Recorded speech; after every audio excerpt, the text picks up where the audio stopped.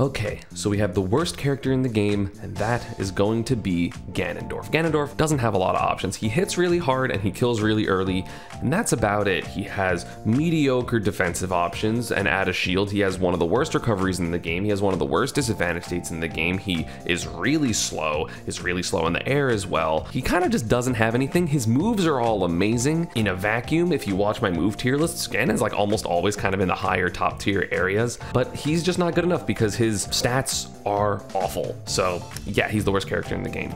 Second worst character in the game, we have Little Mac. Little Mac plays half a game. He has a bad recovery, although it's a little better than people give it credit for. It's not the easiest to edgeguard if they have all their resources, but he's a ground fighter only in a game where air fighting is kind of mostly how people play this game. He has good whiff punishing, great normals on the ground, but he can't fight in the air. You can camp him, you can run away from him, you can hit him and edgeguard him. There's not a lot of threat that this character presents if you know the matchup and you play it well, and then of course he can just die at 20. Granted, he has KO punch to kill his opponent at 20, but it just doesn't have a way to deal with zoners or rushdown or like mid-range that are just better than his. Except for like, I'm gonna strictly be better than you, but you can also strictly be better than your opponent with every character, so it doesn't really matter. At third worst in the game, we have a slight demotion. We're gonna have Piranha Plant. I think Piranha Plant is one of the most linear characters and just doesn't have a lot of good tools. He has Patui, which honestly is a really good tool, and you kind of have to run into it as the opponent, and even then you can grab Piranha Plant if he's like holding it and hoping that you hit him, and then just time your throw for the throw invincibility. So Patui does nothing. His ledge trapping is okay. I think it's severely overrated by most players. He has an exploitable recovery. He doesn't really have any combos unless you're getting hit by like landing up air or DIing incredibly wrong. So he kind of doesn't really do that much damage unless you're getting hit by Poison Cloud or some dumb combos that shouldn't work, or you're running into stuff. He has one of the worst down Bs in the game in my opinion. It's just not very good. The armor doesn't matter. He has just bad normals. He has really bad normals. He has like 2 or to 4 good moves, and that's really bad considering even Ganon has like 10 good moves, you know what I'm saying? So yeah, not a good character. He kills you pretty early with up smash and forward smash, but like you're not really going to be hitting most of those moves against people that are just playing the matchup correctly. So yeah, Plant kind of sucks. And because of this, we have a slight promotion for the old third worst character in the game, and that is Dr. Mario. Doc didn't really do anything. I don't think like Bacon doing better at Pound made me think this character is good. It's just I thought Plant was worse. Doc still incredibly lacks mobility. He lacks a ton of good combos. He has to out neutral you pretty hard, and it's really difficult to do that as a really slow character. He also has an exploitable recovery, exploitable disadvantage state. He does kill you mad early. He has really good out of shield options and some scary kill confirms, mostly like down tilt into up B or down throw into up B at the ledge. Those are terrifying, but if you kind of stay center against Doc and kind of play that mid-range game, he really struggles. Pill's not fast enough to really establish any pressure. You can't run behind it like let's say a Pikachu or a Pichu can with their Thunder Jolts, so he kind of just is hoping that people run into stuff or don't know how to deal with him, and that's how Dr. Mario generally wins, because other characters either deal more damage or are stronger or are faster or are just less exploitable. You have to be playing perfect, but if people are playing even not super perfect but decently well in the high tier or mid tier, you're still going to beat the Dr. Mario.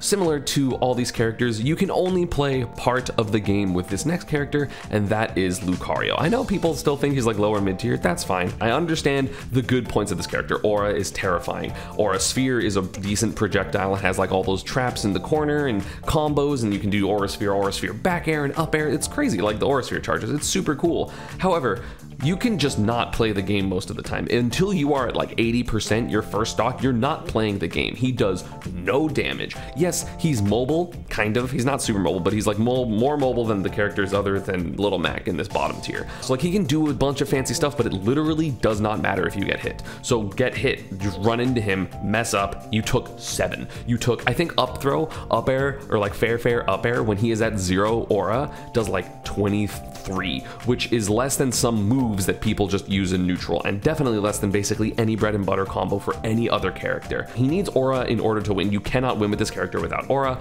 but again, I feel like people and the meta is progressing for stronger advantage states, better kill confirms, more consistency in getting kills with a lot of characters, even in the mid tier, right? Like universally thought mid tiers like Pit has really decent kill confirms and like good stuff, and Bayonetta and stuff like that. So maybe not Bayonetta. I feel like people are just consistently getting too many early kills, not even like necessarily like 50% early, but like 80% early, 90% early. So Lucario isn't getting his max aura, which means that he's not going to be able to play his game in a game where everyone plays their game all the time. So I think he's bottom tier because of that. Again, if you want to put him in low tier, maybe bottom of mid, sure, but I just don't see it.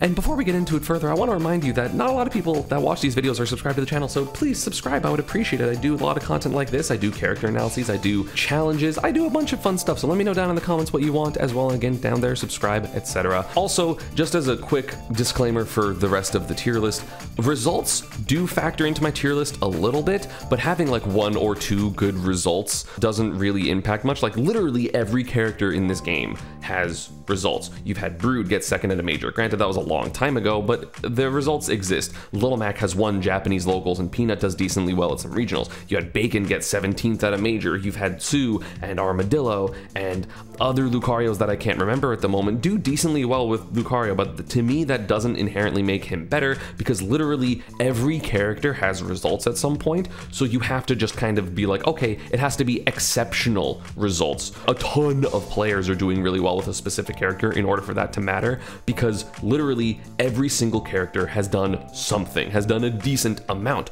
of something. So you can't be like, oh, but what about this one time this character did really well?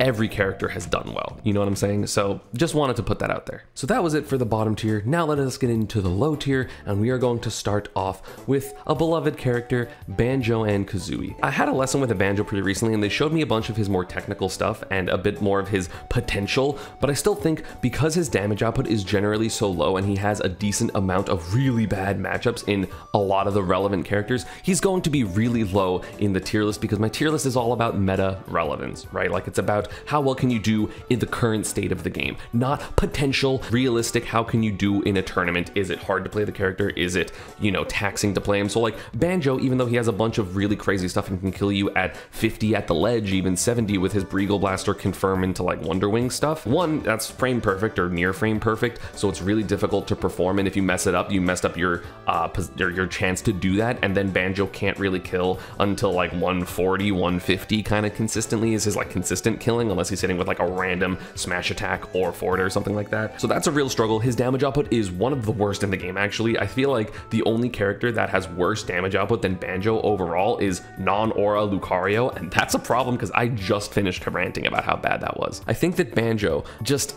is a little too clunky. His hitboxes don't work consistently. He doesn't have consistent drag downs. He doesn't really have combos unless you're specifically doing the Breagle Blaster stuff, which is his neutral B. You're not really going to get a lot of combos. You can get 2 pieces here and there, but his main thing is just kind of zoning you out, making you approach, hitting you for it, and then trying to ledge trap you or 2-frame you. His 2-framing ability is amazing because he has down tilt and forward smash and down smash and side B. Those are all really good options in order to hit you when you're trying to grab the ledge, but it's not enough. It's simply not enough to contend with the meta of like, oh, you can 2-frame them. It may be good in the game, but if you get 1 in a game and then you're killing at 140 or 150 the other 2 stocks, it's not going to add up to characters that are consistently killing you at 80 or 90 or just dealing you 60 every time they win neutral at 0. Next up, we have another projectile heavy character, and by that I mean one projectile but a lot, and that is Day-to-Day. Day-to-Day is one of those characters that has decent ledge trapping with Gordo ledge traps, although waiting on the ledge is, you know, really, really good if you're fighting against a Day-to-Day. It's really important to know what beats Gordo, but if you do, the matchup becomes way easier. Day-to-Day doesn't really have a ton of combos. As I mentioned with Banjo, his damage up is better than Banjo's, don't get me wrong, because he's a big character, he hits hard, but he's still really only gonna like 2 or 3 piece you,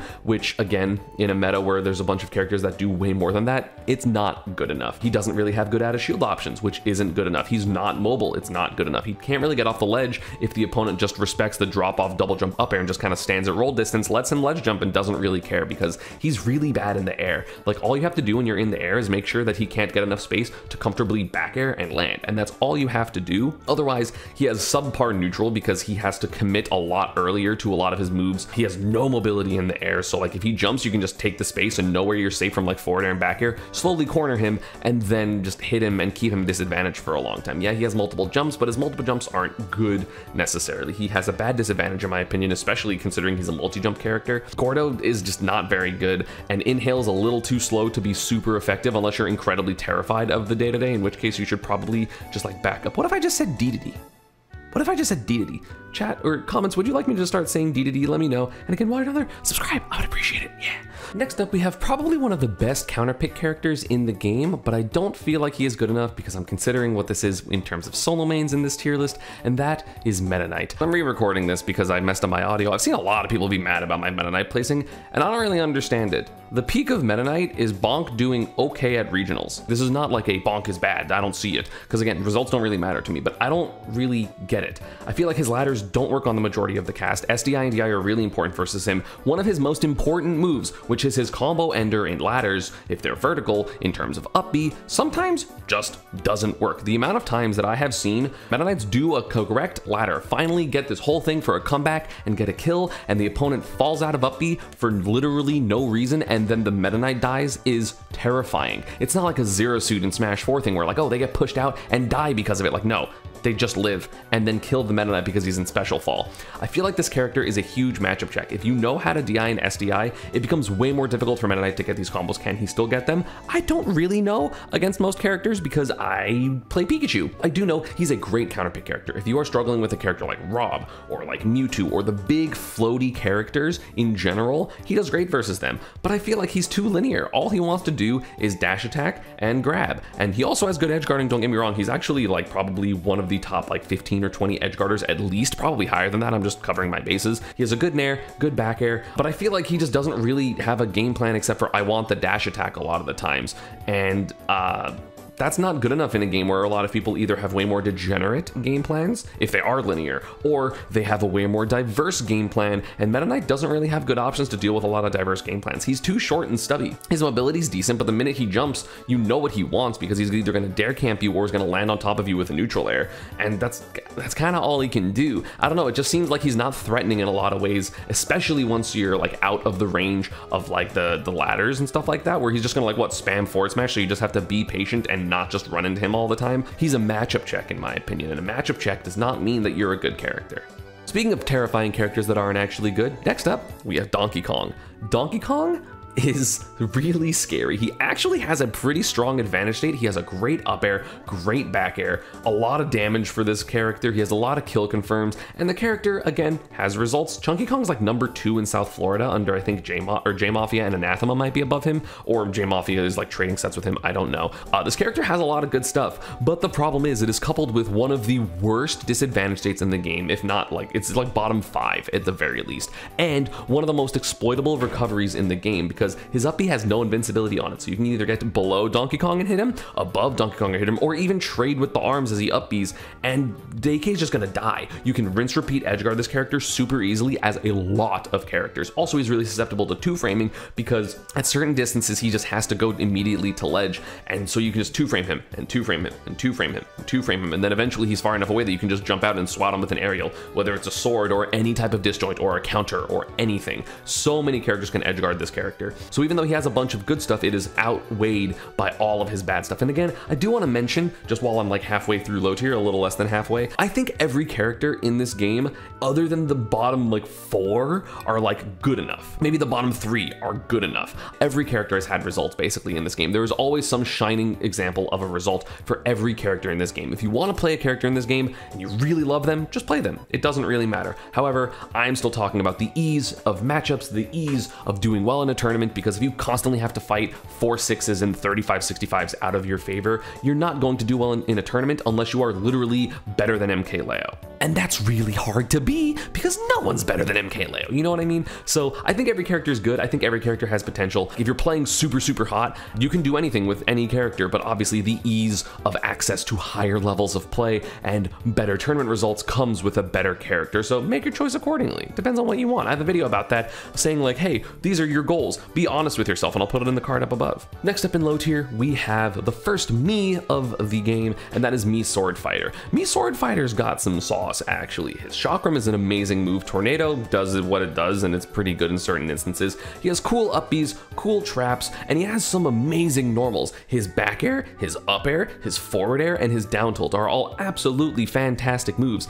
The problem is, if it's a move that I didn't list, it's kind of mediocre. He doesn't really have a good down B. That might be like the thrust is the best down B, but it's not like particularly amazing. His neutral air kind of sucks. His down air I think is really cool, but it's only useful as an edge guard against certain characters, so it's not very, very good. His smash attacks are all kind of bad. I mean, forward smash is the best one, but it's not very good. His forward tilt and up tilt are very okay. So he's just playing with half a kit, and playing with half a kit, kind of like Little Mac, isn't a good look. The things that he does do, the moves that he can use are amazing, but it's just not good enough when people are using their entire kit, maybe minus a move or two, but even those moves have niches. Whereas like, I don't know when a Mii Sword Fighter would ever want to neutral air, because you can just like forward air and then drift back a little bit. Like, it's just better, you know what I'm saying? So yeah, kind of rough, but he does have the sauce. He's really cool. Next up in low tier, we have someone that made a big upset at Genesis, and that is Ice Climbers. I know, I put Ice Climbers in bottom 11. Yes. Is Wadi playing the character more? Sure. Are there results from Japanese Ice Climbers? Yes. Is Big D amazing and literally was PGR in season 2? Yeah. That's a testament to how good I think every character is in this game, because I put Ice Climbers at the 11th worst character in the game. Granted, the order of this low tier doesn't really matter that much, but yeah, Ice Climbers is a struggle. I feel like they have so much good stuff. Squall is amazing. Blizzard is so good. They have incredibly elaborate desync setups. They have ledge trapping. They have a bunch of crazy stuff. Their combo game is amazing. And then you kill Nana and they're the worst character in the game. Not threatening in neutral. They barely have any combos anymore except for literally like up tilt up air and down throw up air at like 0 to 50 or something like that. They don't have any of the desyncs. They don't have anything except for being bad. You just have to back air and forward tilt and hope that your opponent runs into it. But also I feel like a lot of the play is unrefined against Ice Climbers. People don't know how to accurately edgeguard their uppy. People don't know how to accurately kill Nana when they're separated. Still, even to this day, I see top players just let Nana get back to Popo for no reason so many times. It's actually ridiculous. So a lot of people are kind of bad versus this character, but again, this character has a lot of terrible matchups. There's a lot of just, oh, you cannot win this matchup, like the Belmonts, like Pac-Man, like Snake, like Game & Watch, probably like Steve, although I haven't really seen that matchup. Probably a bunch more of the top tiers that just kind of destroy this character, like Shulk. Probably, like, I can't imagine that matchup's very good, but has a couple of good matchups in the top tier as well. Like, I know Void thinks that Sheik's worst matchup is Ice Climbers, so randomly can do well. Again, I think even or winning versus Game & Watch probably, so has like decent, and like Mario actually does pretty decent as well. But the thing is, again, people don't even do this anymore. People used to do this in Brawl because people were way more okay with timing out in Brawl, but like people would literally kill Nana and then camp the entire time and just run away and just not interact, to the point where the Ice Climber players, including myself, would have to SD, which will lose our Popo stock no matter what percent we were at. We could be at 60 and we're just like, yeah, it's not worth it because they're just gonna run away from us the whole time. We would SD to get Nana back because that's what people were willing to do, is just be like, nope, I'm just gonna time you out. I'm just gonna run away the entire time. And people can do that in this game and they just don't. A character that's a bit more consistent in their playstyle but just slightly less overwhelming is Kirby. I think Kirby actually has a lot of good stuff. Kirby has had a ton of results overall. You have Je suis Shulk from France, who has put in work. There was just a Kirby at a Mexican Invitational, I don't remember their name, that got second. I'm pretty sure they beat like Alandis or something like that, or some really top Mexican player. They're incredible. Then you of course have Jaja in the Pacific Northwest, who puts in work, but this character again loses to swords, struggles to deal with people that camp. But the thing is, if you are playing a matchup that the low profiling is obnoxious, Kirby has like the best low profile in the game as a use overall, because he can do low profile up tilt, down tilt, forward tilt. Like his tilts are amazing, his arrows are all pretty good, but he's just a little slow. People can run away from the character, people can camp the character, people can play the mid-range versus Kirby incredibly efficiently. If you're running at Kirby to try to hit him, you're not going to do particularly well. But if you stand like this far away from Kirby and like this is his forward tilt range, there's this far away, he can't really do anything to you. And you just kind of play the game like repositioning yourself versus them, and almost every character in the game is going to be faster and better at that than Kirby. So yeah, he's a little bit of a struggle. A character that definitely doesn't struggle with the mid-range but is still kind of okay is Isabelle. I think this is a slight underrating of Isabelle, or underrating of Isabelle, according to the general populations thing. She's kind of underwhelming. Slingshot is really good. Her jab, I think I put as like the second best jab in the game in my jab tier list, which by the way, check out my move tier list. It's just saying her jab is incredible. She has a lot of good stuff. She has kill confirms out the ass because of jab into like down smash and forward tilt, and I don't think you can get jab up smash, but up smash is used as an added shield option. She has Nair as an added shield option. She can control neutral with forward air and back air, but the problem is she has a command grab that's not a command grab because it doesn't go through shields. She doesn't really have a viable way to approach. She doesn't have a way to force a lot of positions against the opponent, so they can just kind of like run up and like shield and keep shielding her slingshots, and there's no threat. Like Villager, I know, because Villager's a little higher in this tier list, obviously, has an option to like use his side B and then run at the opponent and either take space or at the very least establish some type of pressure and then like maybe like jump backwards or slingshot or something like that to get away from pressure and just take space. Isabelle doesn't really have that because her down B is more of a trap setup, which is good specifically for ledge trapping because she can put down B at roll distance and then it'll come up if they roll, and then you can cover the other 3 options decently well. But at the same time, a lot of her options just aren't good enough. She doesn't have easy enough killing because it's kind of hard to hit jab on some characters. She doesn't have great aerial kills because you're never going to see those triple turnups because you always get 2s with up air and down air. They're good, don't get me wrong, but it's just this character has to work a little bit too hard to get kills in a game where people don't have to work hard to get kills. Next up, we have one of the most linear characters in the entire game, and just some character that's just missing a little something, and that is Bowser Jr. I think Bowser Jr.'s neutral is some of the most predictable and not very good neutrals in the game. He's gonna side B, and he's gonna jump. He's either gonna try to go through you or he's gonna jump and forward air. And that's all this character does. It's all he can do, because he literally doesn't have good options in neutral unless you want to nickel and dime your opponents for forever, because the only combo move that he has is up air and side B, because you can get side B into up air or up B depending on percents. This character does not struggle to kill. He has so many options to kill. He has all of his smash attacks. Up smash is frame 6 or 7, so it's very fast, which is a great kill option. He has forward smash at the ledge, which is really good, which can hit the ledge grabs or just, you know, hit like ledge jump, meaty, something like that. Then he has like forward air, back air, cannonball can kill, jab kills, obviously it's one of the best jabs in the game, and hammer swing. So he has and forward throw. He has a ton of kill options. But the problem is getting you to the kill percents is really difficult against most characters, especially if you just kind of look out for his grab. If you're just mobile and kind of force Bowser Jr. to swing early, which is very easy to do because he's not particularly mobile, you're not really scared of him because what he's gonna do? Oh, he read your backdash and forward aired you. It's like, cool, if you're at less than like 80%, you're not really gonna care about that. You're just gonna like get hit and be like, okay, it's so much less threatening than so many other characters because his advantage state isn't super good. Neutral is lackluster, so he just kind of is like slightly lacking in every area but killing. But that means characters that have better neutrals or better advantage states, because the disadvantage also isn't very good. You just have to know how cart works, right? He doesn't really have good disadvantage. He doesn't have great advantage. I mean, up air is good, but like otherwise he's kind of struggling and he has to like make reads for air dodges, but like one read and that's it, to, you know, put them in the same position and then do it again. It's just too risky a lot of the times for him, and if he misses a position, he has to go back and play his mediocre neutral, which isn't good enough. It's not good enough. The second to worst low tier character is Marth. I know, I hear you in the comments already. I know, y'all think Marth is good for some reason. But listen, in a game where a lot of characters can consistently get kills at whatever their kill percent is, that is still way better than not consistently getting your kills. It doesn't matter that Marth can sometimes kill at 50 or 60, because on average, if he gets 1 early stock a game, he's getting 2 that aren't. The amount of times that I have seen Marths, even good Marth players, have to get kills at 160 with up throw or sour spot fair offstage edge guard, it's so high. It is incredibly high. I remember watching Ignace versus Fatality. Probably the best Marth that actively plays Marth, because like technically it's probably Leo. And I'm going to count how many times in this 2 out of 3 set, I think Fatality 2-0'd, that he lives past 100. Fatality is at 160, 170, 180, died at 180. And that was because Fatality hella overextended, realistically, because he was trying to style on him. Then he wins. And then this one, 90, 115, dies to a sour spot bear edge guard. Or, okay, up B. So he died at 140. And then now, he's at 110, 111, 140, 150. Sometimes Marth cannot get the kill, and something like that in a game where you can get a single hit against your opponent and extend for the stock as even some mid-tier characters isn't good enough. It doesn't matter that he has the potential to kill you at 50, because on average, he's not. That was 3 stocks taken over 100% with a character that's supposed to be killing you at 60. It's not good enough. Do you want to put him in mid-tier? Sure, whatever. I'm not going to argue that. But I just think in a game where there are so many consistent characters, or there are so many characters that their inconsistencies are at least kind of consistent, like Steve, or Rob, or Ness, or Terry, or something like that, it's just not good enough. Once you just don't get hit at 40 to Dancing Blade, you're not scared of anything anymore.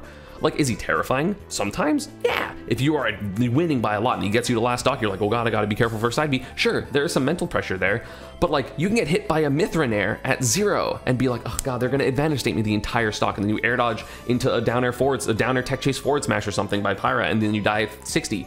So like, you can have the good things and also, you know, good neutral and good combos. And Marth is constantly struggling to do well. And yes, the slingshot maybe help him? Sure, it makes his spacing better. But at the same time, again, characters are so fast in this game, are so just up in your face so often that he can't reliably space. so I think he's low tier. No, they're not the same character. Yes, Lucina is way better. It's a fact. I'm sorry. There's a reason that the best Marths in the world have had some results, asterisk if they're not being played by MKLeo, but then MKLeo also says the character sucks. So if you're not gonna listen to the literal best Marth, or me, who are you listening to? And last and not really least, because she's obnoxious, we have Zelda. Zelda rounds out the low tier. She's very linear. Does she have good peaks? Yeah. Ven? Dude, Ven is so good. This character has a really terrifying out of shield game in terms of up B, which is for Roar's Wind. She has Phantom, which is one of the most obnoxious moves in the entire game to deal with. If you don't know how to deal with Phantom, you're gonna lose the matchup. But I feel like as the meta is progressing, more and more people are getting better at dealing with Zelda, and the Zeldas aren't really getting better. They're still doing the same things. They're still dash back forward smashing, hoping that you dash in because they finally don't have Phantom for half a second. I think that a lot of her moves are trash. I think Din's Fire sucks. I just feel like she's not mobile enough, and she has one of the worst disadvantage states in the entire game, like literally on par with some bottom tier characters in like DK, which I have said has one of the worst disadvantage states in the entire game. All she has is neutral B. If you're comboing her, she's gonna neutral B, or she's gonna double jump, in which case now she doesn't have a double jump, and so then she's gonna neutral B later to try to like hit you for trying to be, you know, aggressive against her. That's all she has. She's so floaty. Her fast fall air dodge is awful. So you hit her and you either get her off stage and ledge trap her ground options and let her ledge jump, because ledge jump doesn't matter because she is in the air when the air is bad, or you hit her high and juggle her and she cannot get down. She can't land. And that's really bad in a game where a lot of characters can just advantage state you for 80% or an entire stock. She has the kill potential out the ass. She has lightning kicks, and Phantom is super strong, and she has down air, which is amazing, and she has up B. She has an up air. She kills so early sometimes. Honestly, earlier more consistently than Marth does, which, you know, extra shots. But I just think her disadvantage state is so bad that she becomes one of the most exploitable characters when you eventually do get in and hit her, and that's going to keep her in low tier.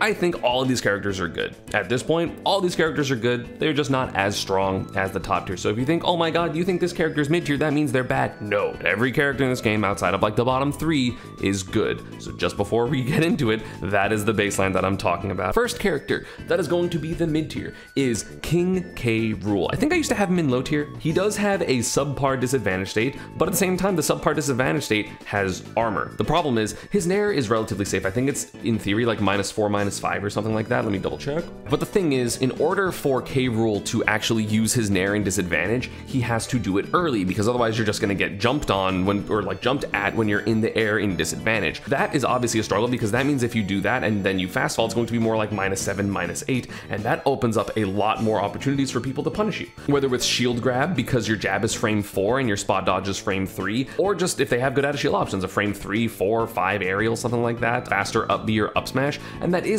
quite good enough. He also has a very exploitable recovery, which isn't good if you just drop down and then hit him, you know, as he's coming up. It's not a good look if you just go close to the stage and then jump back. However, this character does have strengths. His edge trapping is actually really good. Kirby Kid has found spacings that it's very difficult to get around Blunderbuss. You just straight up have to wait, which isn't fun, and then he just ends Blunderbuss and then can forward air you. This character kills out the ass. Back throw was ridiculous. Up tilt and up smash are ridiculous. He has down throw, which is just a mashing check, and I think it is better than Rob's in terms of getting out of it. It's just Rob's up tilt up air can kill you earlier. This character has a lot of tools. This character has like 3 spikes, has some pretty good edge guarding because he has nair, which has armor, or can just back air you or down air you. Down air goes through the stage. His down tilt can 2-frame, which leads into up air and up smash. This character has a lot of good stuff, just is slightly too bad in disadvantage to be higher. Just a little bit too difficult of a character to succeed consistently at the top level. Kirby Kid has had really high peaks, but is it consistent? I don't know. One of the definitions of amazing strengths but inconsistent, and that is Richter Belmont, or both of the Belmonts. It is really difficult for the majority of characters to get in on the camping of the Belmonts between forward tilt and side B and down B and neutral B and down tilt and dash back. And there's so, and like up B out of shield, there are so many options that this character has. However, if you do get in, character struggles. They can't really get off the ledge super well. They can't really recover very well, especially if you have a good option to deal with tethers. The character's disadvantage or getting juggled isn't super good, because all he has is like down air to get down, but then you just shield under him and then do it again, and he's gonna run out of stage to down air. So I think it's a real struggle for the Belmonts to land if you just keep the accurate space there. So it's really I cannot let you in ever. It's just a worse version of Min Min, essentially. I think Min Min has the same struggles in terms of, wow, it's scary if people get in. But the Belmonts do that, but then don't have the quite ridiculous strengths of Min Min. So basically they're just trying to lull you into a sense of security, hit you with a forward smash, or just throw a bunch of stuff at you and hope you don't know how to deal with it, or hope you cannot deal with it by the time the set ends. But this character does have, again, good rep. You have T3 Dom. Dom's amazing. I think there's like a good Belmont player from like somewhere in the south of the United States. I think PG Stats made a video on them. They're like #2. I think they got like 17th or something in Low Tide City. I don't remember who it is, but there are a couple of good Belmont players. But again, I just think they're inconsistent, and consistency at top level is very, very important. So it's hard to say like, oh, this character that can just die in a hit, yeah, they're good. It's hard to say, you know what I'm saying? Next up, we have Villager. Villager, better version of Isabelle, but still, in my opinion, not particularly good. You have a lot of good Villager reps. The ones that I think of immediately are Kept, of course, from Japan, and then Javi on Earth, who's been putting in work in the Florida scene and has done pretty well at some majors, especially CEO. He beat Goblin. But Villager has a decent amount of stuff. He can force approaches with side B. He has a decent recovery because he can also use a side B as like a protection type of thing. He can randomly get super big bursts of kills in terms of tree or bowling ball or axe. Of course, he has triple turnip. His edge guarding's pretty decent because his nair lingers forever and then can combo into forward air. Of course, he has the slingshots and all the good stuff about Isabelle that I mentioned before, but he also has an approach option and a better camping game because he can set up the side B. And again, bowling ball's broken and tree is really, really stupid. You can get jab, not infinites, it does like 45 because eventually the tree disappears, but then you get tree combos, you get a different projectile. Of course, they both have pocket, so you can't really camp the character super well, or it's really risky to at the very least. So the character only really struggles with rushdown and heavy combo characters in my opinion, or characters that are blatantly going to time them out. I actually don't know how Villager does versus Sonic. I would assume Sonic wins. This character has a lot of good stuff. It's just not as much good stuff as another character, basically. He's good, but he's just not as good as other characters, and that's kind of the theme of this tier, is like they're good, but just not as good. Next up, we have a character, ton of good options, but is just slightly lacking in cohesion, and that is Ridley. I think Ridley is terrifying to play in tournament. The fact that this character can just forward smash you, or back air you, or side B you at 80 and kill you is terrifying. You have a ton of Ridley players that are putting in work. You have, I always forget his name, oh my god. You have Vravis from Europe, who has recently taken a set from Gluto, Nair from Mexico, Smub, Kripuba from MDVA. There's a lot of Ridley reps actually very recently that are doing pretty well. But again, I do think this character just lacks cohesion. He is big, but not super heavy, so he doesn't get the benefit of living a long time. He has a weird recovery that is exploitable if you can get off stage before he uses his up B. Getting off of the ledge isn't super good because all he has is like side B, so if you just kind of stand at roll distance and then let him ledge jump, you can't really do anything about that. And then also he's not great at disadvantage. He has 2 jumps in the air, but they don't really go anywhere, and he doesn't really have a lot of good descending aerials other than back air, so you kind of just stay in front of him, and if he turns around his jump, you just run to the other side of him, and that it makes it more difficult for Ridley to land, so he can get hit really hard. He doesn't live super long, but his offense is amazing. He has some of the best normals in the game. His up smash is fantastic, so is his back air and his neutral air. I think that side B is a really good move to mix up a neutral because you have to shield from so many other things that Ridley has, but it's just like, he's playing his game, you hit him, you feel way more comfortable, and that isn't a good thing to have when you are trying to play a game where there are so many characters with amazing advantage states, and Ridley doesn't really have that amazing of an advantage state. He also has to get like a lot of raw kills. He doesn't really have kill confirms. He has like up tilt up air, but he also does have like really cheesy stuff like spikes with his up B, which I think Smub did that to Teaser to win their pool set, and Smub like, Teaser's really good, right? He's like wreaking havoc in the States currently. Smub beat him just by like, you're dead at 10, which is crazy to me. The character has a lot of good stuff, but just not enough good stuff and not consistent enough because of that bad disadvantage state. Speaking of inconsistent, you have a character that in theory, if their mechanics worked a little different, they'd probably be top tier, but they're not because the mechanics are bad, and that is Robin. I'm sorry, Synergy, I don't think this character is very good. This character, when they have all of their tools, is amazing. Well, they're still slow and there's still flaws with them, but if you constantly had fire and thunder and you couldn't run out of up B when you're off stage and you always had Levin Sword, this character's a threat. This character kills, it has combos, they have weak hit combos too, which can lead to more kills. Their edge trapping's pretty good. They're like really good if they have fire. They can camp, they can kind of have movement in the air to bait people to approach. Like their speed's not great, but they kind of make up for it for a lot of things. And then you lose fire, so you don't have the edge trapping, and you lose thunder, so you don't have the need to approach him. And they lose Levin Sword, which means that they can no longer kill with anything other than basically jab or the thunder, or like the level 2 thunder. That's not good, because what you can always do versus Robin is go, in my matchup with Robin, struggle to deal with one of these things. I am going to wait and play annoying and passive until they run out of that thing and then fight them. For some characters, that's Arc Fire, because they don't want to get ledge trapped, so so they just bait them and play mid-range, let them spam arc fire, because they're gonna do that, and then there's no fire anymore, so then they're comfortable fighting, because even if they get hit, they're gonna get put on the ledge and be fine. Some characters struggle to deal with thunder, so they jump over the thunders a bunch and make sure they're not in Levin Sword range, then they run out of thunder and then run at the Robin. Some characters, or every character basically, is scared of Levin Sword, so you play mid-range and make them swing with Levin Sword, then they don't have Levin Sword, and if you're at 110, 120, all you have to do is not be at the ledge specifically for 1, 2, 3 of the jab, and you're gonna be fine. And that's really bad, or it doesn't allow Robin to be consistent, because all of your good tools can just be gone at any random moment in the game, which means that you are way less of a character. Bronze Sword, for all of Robin's moves, are bad. Levin Sword moves are broken, which is why I separate them in my tier lists when I make the move tier lists. By the way, if you haven't checked out my move tier lists, you should go check them out. They're up in the corner. It's just hard because like you can low profile sometimes the thunder, and like Arcfire is slightly too reactable. But again, if they always had these options, it wouldn't be as much of a problem because you would always have Levin Sword, so you can just fight as a sword character that also has projectiles.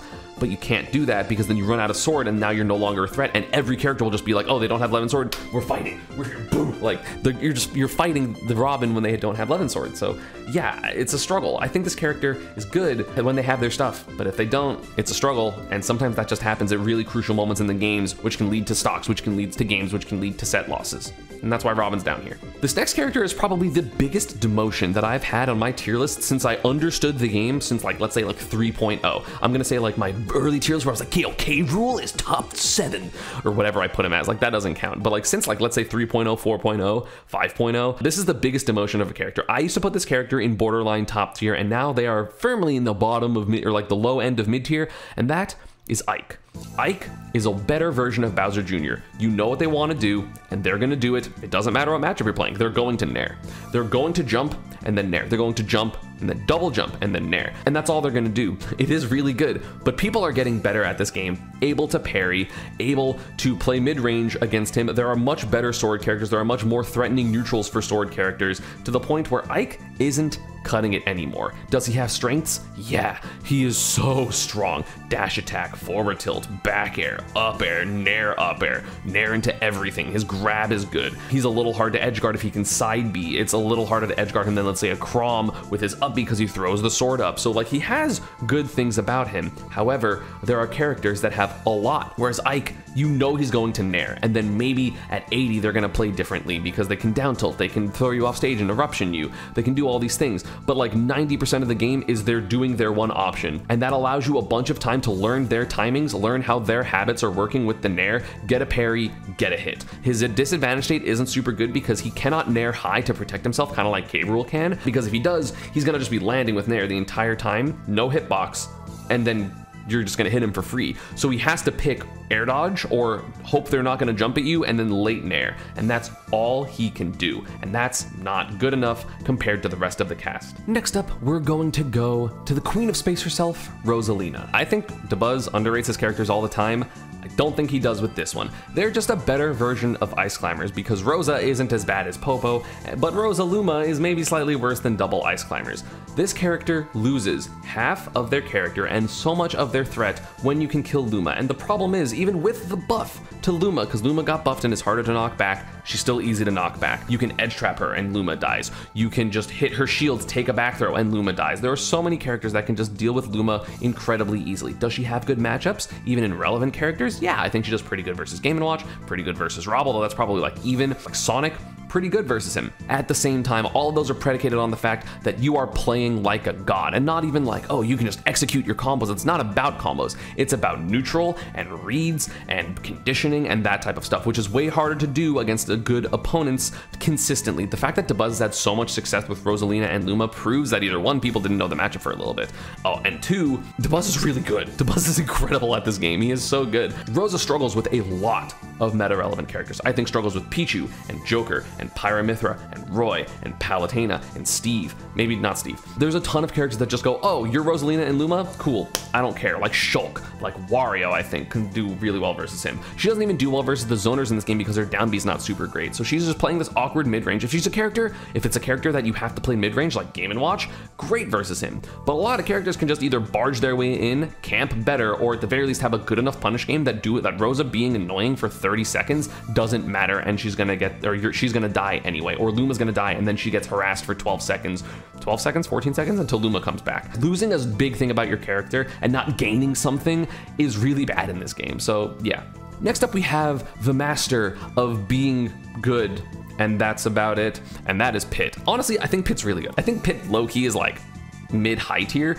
I just think that more characters are more consistent at doing what is amazing about them, or have ridiculously strong strengths that people have to deal with just from the jump. Pit doesn't really have that. Pit has a good neutral. Pit's Nair is one of the best Nairs in the game. Combo game is actually pretty good. The problem is Nair sends away at too high of a, or at like mid%, so you don't really get combos off of it anymore, so it becomes just a move that you use in neutral that's pretty safe. Pit's advantage state is good, but it's not fantastic. He has a sword, but it's really laggy, like his up air and his forward air are a bit laggy, so if he misses, you're gonna get back to the ground. He has a decent recovery because he has multiple jumps, and his up B goes really far, but it doesn't have a hitbox, so characters that can stay out there really give him a hard time. He can kill, but he's not amazing at killing, especially if you look out for down tilt. Down tilt's gonna be his main kill confirm because he has down tilt into up air, and also he has grab 50/50s, especially if he grabs you at the ledge, because he can do forward throw or down throw you DI'd into up air, and if you DI out for the down throw and they forward throw, you die, because it does that. He has a lot of situationally really good stuff. He has some drag down stuff, he has really long combos. Raises Pit from Australia is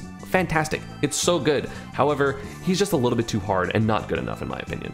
Next up, we have the second Mii of this list, and that's gonna be Mii Gunner. I think Mii Gunner, low-key, super hard to deal with. The edge trapping of this character, the general camping of this character is really difficult to deal with. However, just like a bunch of other zoners that we've had so far, like Rosalina and Luma and Zelda, once you get in, this character can kind of struggle. She doesn't have good out of shield, or she doesn't really have good out of shield options. She doesn't have great get off me options. Even if it's Sans Undertale, that doesn't mean that he can gas or blast your way into winning a game. It's actually really hard to play this character. You have to consistently be keeping your opponent out, and that's really hard to do at top level because people are really good at getting in. Capitancito is amazing. He is such a good player. He did work at Smash World Tour South and Central America. Capitancito is the #2 player in Dominican Republic, I'm pretty sure, under Sonics, who's obviously fantastic. He has done a lot of work, and he like almost beat Spargo. I'm pretty sure he beat a ton of good players at the Smash World Tour Central America, so this character can work and can do well. It's just hard to consistently do that over and over again at these majors, when a lot of these majors have a lot of players that are playing more consistent characters that can blow you up in advantage state and also camp and also do all these things, whereas Mii Gunner's a little bit of a one-trick pony, which is camping. Granted, the camping is very varied and difficult to deal with, and there's multiple setups, there's a lot of stuff to deal with, but you can eventually deal with it. Speaking of zoners that have a lot of different things, but you can eventually deal with it, we have Toon Link. I think Toon Link is really threatening. If you have a really strong sense of mid-range and neutral game with this character, it is really hard to deal with. You have a lot of Toon Links putting in work. Japan thinks Toon Link is broken, I'm pretty sure, because you have Rima and Sigma that do absolutely amazing work there. You have Jojo from the Pacific Northwest, who's a really good Toon Link. I don't know of any other ones that I can think of, but yeah, Toon Link has a decent amount of representation. This character is actually, unlike these other characters, consistency incarnate. Toon Link does the same thing with up tilts and forward tilts and bomb forward air and boomerang forward air and up air and all these things that are very consistent and very good, and it's the game plan that you know they're gonna have when they play this character. You know that they're gonna camp a little bit, you know they're gonna run away, you know they're gonna get their projectiles and then do big damage and then try to keep you on the ledge. That's what Toon Link is going to do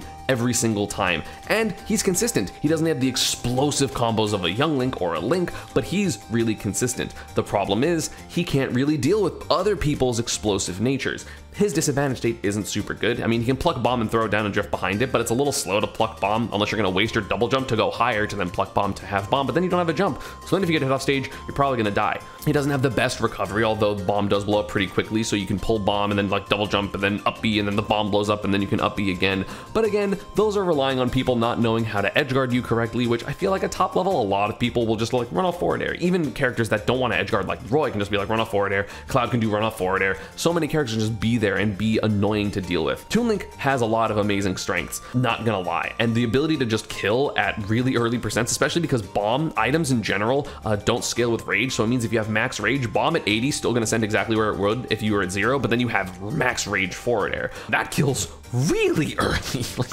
really early, is a pretty strong character. He's just not as strong as some other characters, and that's why he's down here. Next character is overrated a bit. I think a lot of people think this character is actually really, really good, and honestly, they're getting decent results right now, so I cannot blame them, and that is Bayonetta. A lot of good stuff about her. Obviously, her combo game is amazing. She hits you once at 0, and you take, at minimum, even with good SDI, 40%. With not great SDI, or you're a decently big character, you're taking 80. This character has a lot of reps. You have Geist, I think he's Ohio, who recently beat Dark Wizzy and like wins most of his regionals. Bloom from EU, that's putting in work recently. I think they won a European regional, or like a UK regional at the very least, with Bayo. Bayo is getting results now. Not as many as some other characters, but like generally, Bayos are doing pretty well. However, I do think that people still don't really know this matchup because a lot of people are like, oh, it's not Smash 4 anymore, so I don't actually have to worry about knowing this matchup. But you still need to know your flowcharts, you still need to know her combos, you need to know what to avoid and when, and it's really, really important to. The problem with Bayo, she doesn't have good neutral. She's not out neutraling you for forever. She's hoping she gets the one hit. She's the opposite of, let's say, like Mii Gunner, Pit, and Toon Link, right? She's like, I want to get the one hit and kill you. But the problem is, she doesn't kill you. If you miss those early stocks or you don't get like a witch time at 80 or something like that, this character is some of the worst at killing in the entire game. The amount of times that I have played against Bayonettas with not just Pikachu, but mostly Pikachu, but like even with like Mii Brawler or like not edge guardable characters, but characters that can't really get out of the combo super well, I'm dying at 160 or 170, or I'm running into back air, which is my fault. Like they have to errantly back air you or like forward throw you, and that's basically gonna be their main way to kill. I remember like when I play against Bayonetta players, and again, Pikachu wins the matchup pretty heavily, so this isn't like indicative of how she is, right? There are so many times that I will take 70 and I'll be down. It'll be like 70 to 20. I'll slowly get my way up. I'm at 100, there at like 80. I'll get a kill with like a Nair down smash or something, and then the entire next stock they hit me like 4 times because they can't combo me anymore, and then I'm at 130, and then they're at 90 their next stock. And like the amount of times that I've been losing by like 100% first stock and then end up 3 stocking or like low percent 2 stocking a Bayo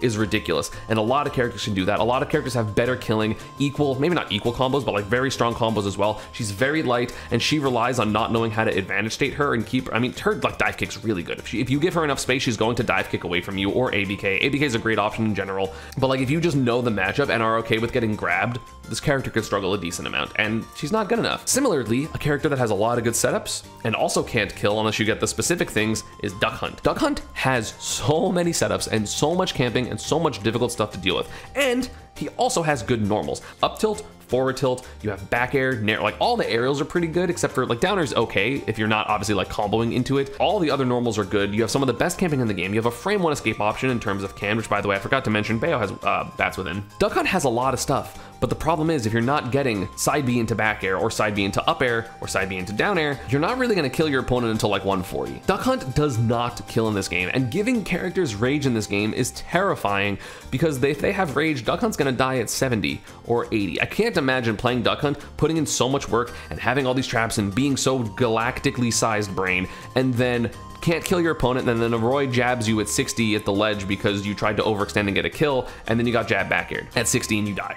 That's gotta be really rough. And Duck Hunt, I feel like that happens a lot. I think that is the main reason that Raito doesn't play Duck Hunt as much anymore. But again, without him, you still have good reps. You have Wisdom from the US, big Duck Hunt fan who beat Spargo in a Wi-Fi tournament. Let's go. Duck Hunt has some decent reps. And of course, Raito does still play Duck Hunt, but his results have dropped. There hasn't really been a resurgence of this character since the character started to kind of drop off. And again, I don't really consider results to be the end all and be all. It's just he's not consistent enough in killing, so which makes him not consistent. It gives characters rage, and rage characters in this game are absolutely terrifying, so you can't win like that. Next up, we have a character that has no problem killing, but in doing so, makes themselves easier to kill, and that is Pichu. Pichu is also a bit dropped from my last tier list, mostly because so many characters are getting good at killing. So many people's advantage states and combo games are getting good enough to the point where you hit Pichu once, and he is at death percent, because he is the lightest character in the game. That's not good. The fact that Pichu, when he is almost at death percent, let's say he's like 60%, he can no longer Thunder Jolt. He can no longer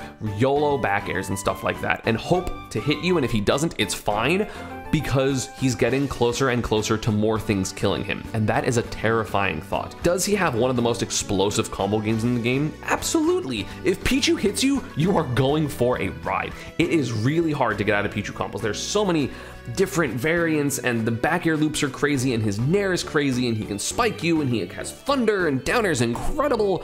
He has so many good normals. but one, they're stubby. Two, he's susceptible to being camped because he can't camp back. The big difference between Pichu and Pikachu, obviously, there's a lot, but like the main one in terms of playstyle is the fact that Pika can camp and always get approaches with Thunder Jolt because there's no reason not to, unless you're specifically playing a matchup that T-Jolt's not very good. Pichu can't do that because then they just jump to a platform and then the T-Jolt goes away. And what happened is Pichu is now doing worse because he took damage, 0.4, 0.5, I think, something like that. So the more times he tries to approach or tries to camp because he's winning, the less he's winning by, which is really rough. Obviously, I think the design makes sense considering how strong some of his options are. Like, back air kills mad early. He has forward smash that is incredible. Down smash kills super early. Thunder, for him is super good because you can control which way it works. It's so good, even though sometimes Thunder's inconsistent. There are Pichus that have results. Neotono has been one of the best Pichus for a long time and continues to do well in Japan. Arfang, I think, quit for now or like doesn't play as much because he's doing medical school. And Void obviously plays Sheik, but there have been a lot of Pichus historically that have done well, even post-nerf. Neotono like wins Invitational still. I'm pretty sure he won an Invitational like a couple months ago, maybe like 3-4 months ago. This character has a lot of potential. It's just really hard to be consistent with a character that dies so early in a game where so many characters kill every character early, not even just Pichu, and then you have to add Pichu's weight to it so he dies at like 50 or 60. Speaking of characters that die like that, we have, in my opinion, still maybe a little bit too low for this character, but a character I have believed in for a very long time, and now their best player, Base Mage, is showing off why they're super good, and that is Jigglypuff. Puff is one of the scariest characters for most people to fight in this game. Puff has some of the most explosive edge guarding in the game, probably the second or third best edge guarding overall in the game. Her nair is amazing, her forward air is amazing. She has so many flowcharts that are absolutely incredible. Her combo game, she does so much damage. This character has been buffed so many times over the course of this game. Jab is a fantastic move, dash attack is really good, forward air is really good,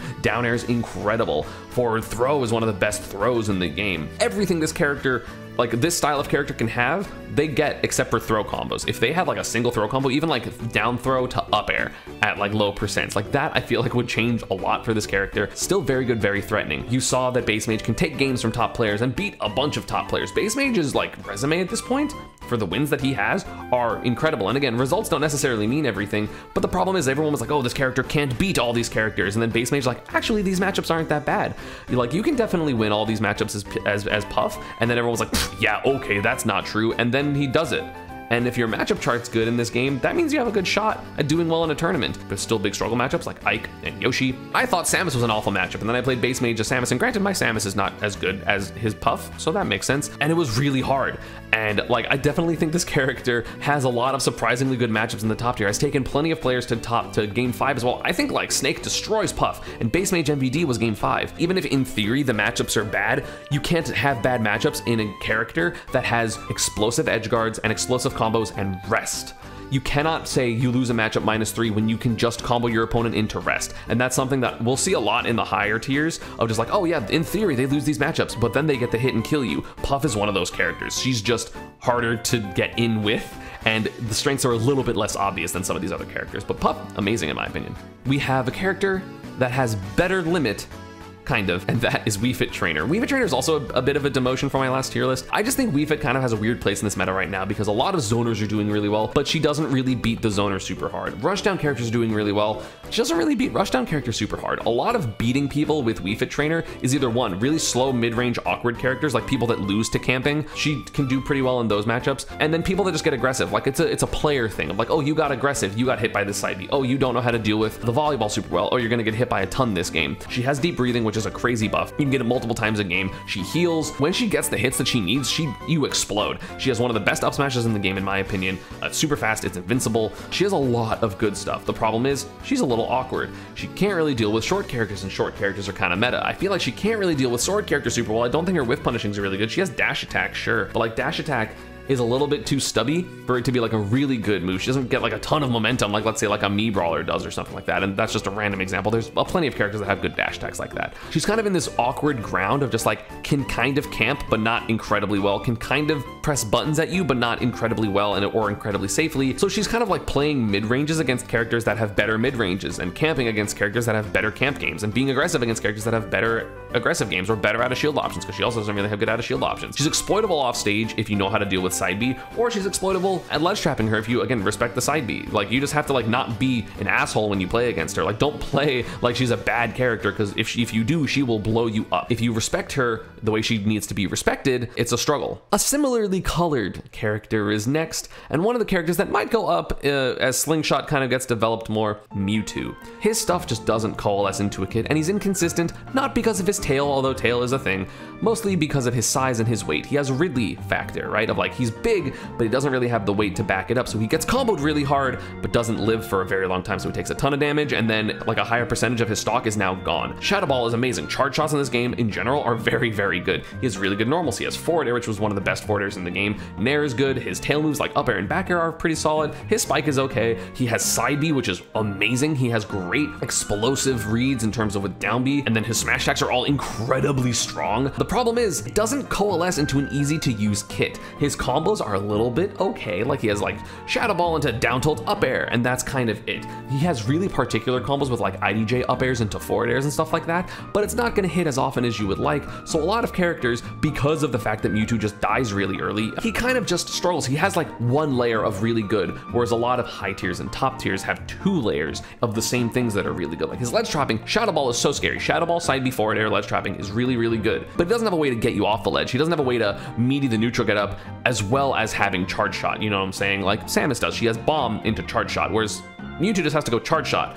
I hope this hits. And if you miss, then you don't have the charge shot anymore. You're now not threatening. Whereas Samus, like, bomb hits you if you hold ledge for too long. She can continually bomb, then charge shot. Mewtwo has great aerials, great mobility. I think Slingshot is actually pretty good for this character, mostly for safety purposes, because you can nair and then Slingshot away, so your backdash isn't going to affect you, because that's where tail actually is a big deal. One of the most underrated problems with Mewtwo is sometimes in this game, like, you get hit facing towards your opponent, and then sometimes when you get hit, you face away from your opponent. And that can happen, and that has huge differences, because obviously if you're facing away from your opponent, tail's there, and then you have to do something like side B or Shadow Ball to turn around, or like back air. But again, you're gonna have a higher range of threat than a lot of characters have. Some characters have good tumble animations of like, oh, it's good when they fall this other way. Like, it's better than the normal, whereas Mewtwo's is worse than the normal. So having random points like that against you, to me, are gonna make you mid-tier. His mobility is amazing. He has a lot of good stuff. He doesn't coalesce into a kit as well as some of the other characters in high tier, and he doesn't have such overwhelming strengths as some of the other characters in high tier and top tier, basically. The last character in mid tier is a character that, honestly, I'm probably underrating. This character has some of the highest peak potential in this game,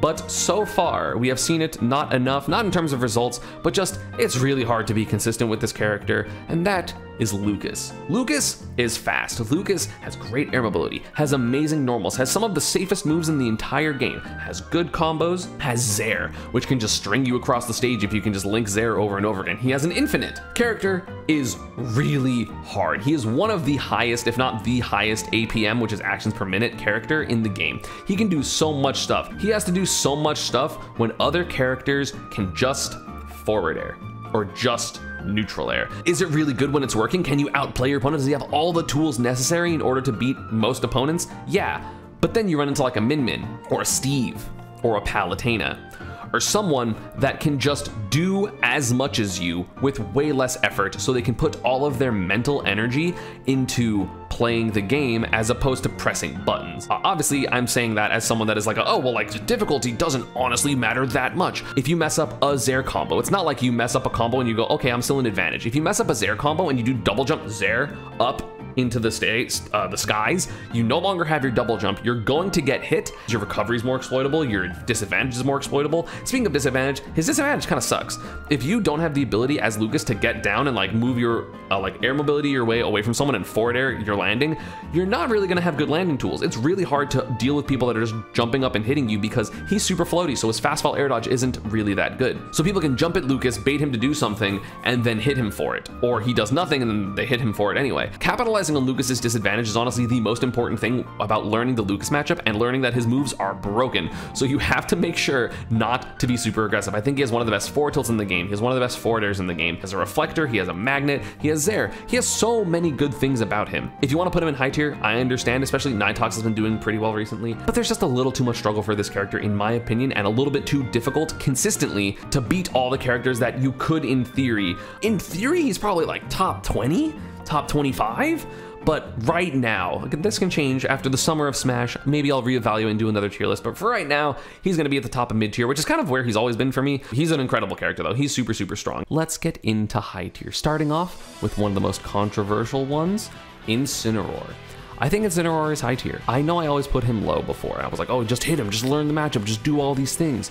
But the problem is, he has a really scary set of tools. And yes, he is slow, but he's not a character that you can camp because he's slow. And he has one very useful thing that slow characters generally don't, which is an amazing whiff punish tool in terms of side B. Side B is incredible, so you can't comfortably play the mid-range, which means you have to play either a farther mid-range or blatantly just run away from him, in which case he will eventually get to you in the corner. His damage output is fantastic. He kills obviously super early. Revenge is incredible as a disadvantage tool as well as an anti-projectile tool, so you can't just blatantly projectile camp him. You can't run at him as most characters because he'll just out damage you and out kill you.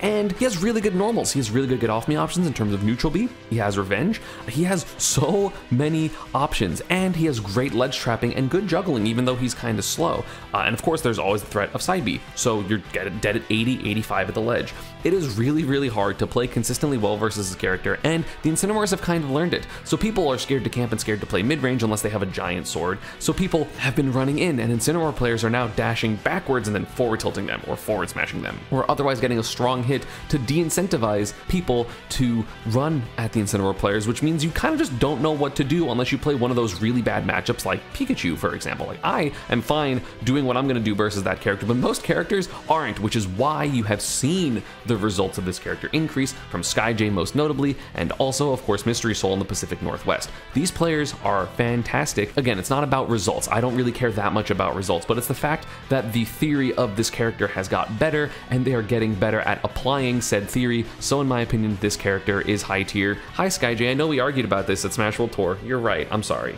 Still worse than Captain Falcon though.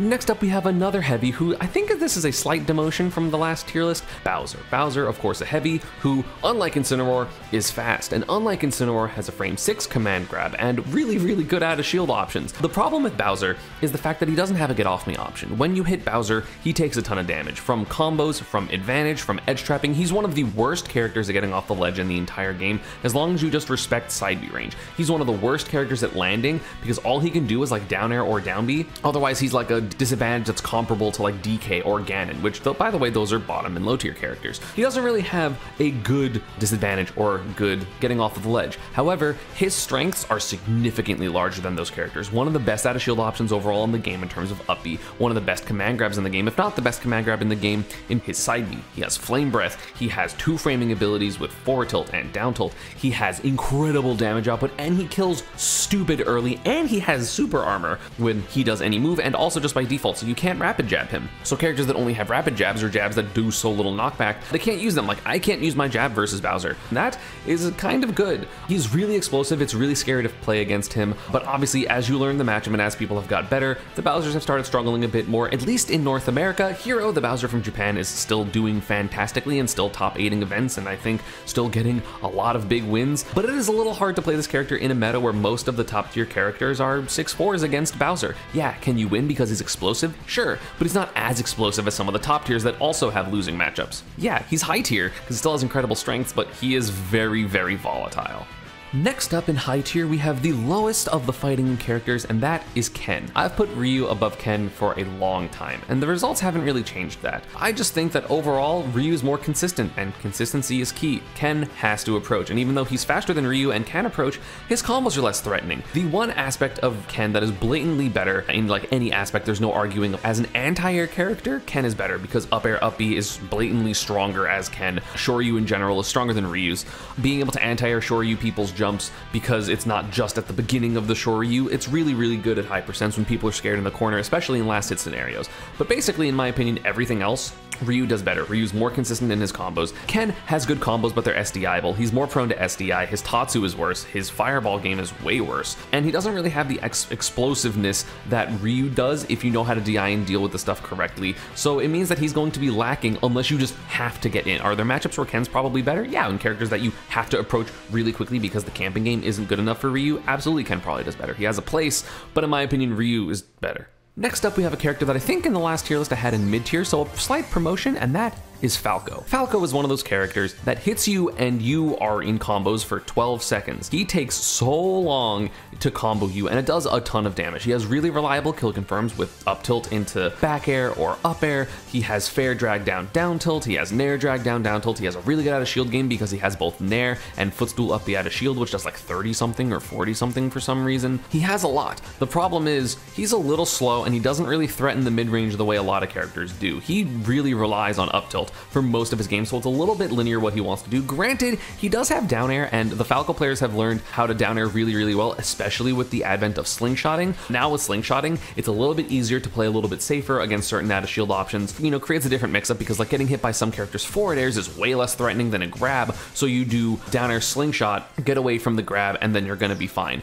He has a lot of damage and a lot of killing. He just sometimes, if you don't get that up tilt up air, that up tilt back air, he does struggle to kill. You have to randomly hit a down tilt, which is really hard to do for Falco in neutral, where he needs to get the opponent off stage, but it is not super easy or super comfortable for him to get these random kills, which is why sometimes you see Falcos not kill their opponents until like 160 or 170. He also doesn't have a kill throw, right? Like there's no mix-up of like dash attack versus kill throw. He doesn't really have those burst kill options like that, although he does have side B, which is really good as well. I feel like it's just a little bit too hard sometimes, especially when people are learning the matchup and getting out of the combos and stuff. But I mean, Tilde has had crazy runs. There are other Falco players as well that are doing good, although Tilde is the main one. I mean, getting top 8 at SmashCon is no easy feat. So yeah, the character has results, but again, results don't mean anything, but the Falcos are optimizing and it's scary.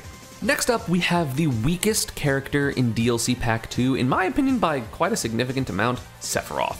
I don't see what everyone sees in Sephiroth. I never really have. I was like always like lower top tier when he came out, I'm pretty sure. Maybe I had him slightly higher. I think this character struggles. He obviously has one of the biggest ranges in the game, probably second to Min Min overall, relative to every character in the game, including Ganondorf, has the slowest frame data in the game. He has like the slowest up smash or the second slowest up smash, the slowest up air, a slow back air, a slow forward air, and not even that fast of a nair. It's framed like 9, which means he has no out of shield options and no way to unreactably make people hold shield or guess. Like you can just react to almost everything he does. And does he have strengths? Yeah, wing is ridiculous. His edge guarding is really good. His up B is incredible and side B can be super obnoxious. But at the same time, if you're playing a character that relies on people doing stuff and then you punishing them, it's really hard to do that when you have to be really preemptive because all of his moves are so slow. He has trouble dealing with short characters. He has trouble dealing, in my opinion, with zoning, although that could be wrong. He has some decent matchups in the top tier, especially like Steve, but I think this character needs to outplay the hell out of his opponents consistently. I think there are too many archetypes of characters that do really well versus him,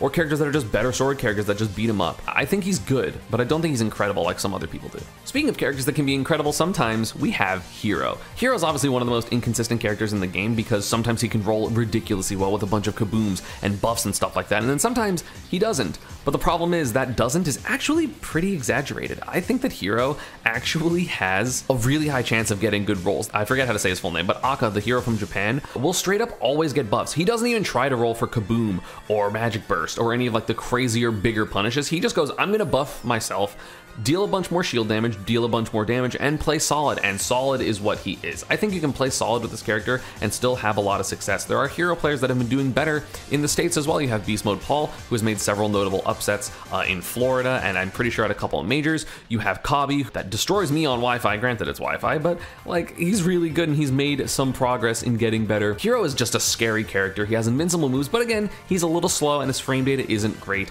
But when you have the buffs that he does, and the out of shield game that he does, you know, I was definitely wrong in older tier lists. I didn't realize how good his up B out of shield was. It's really good, especially considering he also then has like crits and he can get snoozes and stuff like that. So he's a really scary character to fight basically at all times, because if he just rolls well, you are probably going to have a much harder time. And he has like really crazy big kill options like his full neutral B and his smash attacks and stuff like that. And even though his up smash has like no range, it combos off of platforms from up B, and I've seen people just die at 0 to up B into up smash crit so many times on Town and City. It's ridiculous. Character can like play mid-range really well, beats like every other zoner in my opinion. So has a really solid place in the meta, just not super good versus the rushdown characters, especially if they have safer moves than -7. So yeah, he's good, but he's not top tier. Speaking of good but not top tier anymore, we have Inkling. Inkling obviously was super highly rated at the beginning of the game, but then everyone learned how to play neutral, and it wasn't just to play the neutral for you like Inkling does. Inkling's neutral is ridiculous. Back air is incredible, her dash is super good and super annoying to deal with. They just have a lot of options. Up throw, up air is really good, you have a good combo game, you have Ink,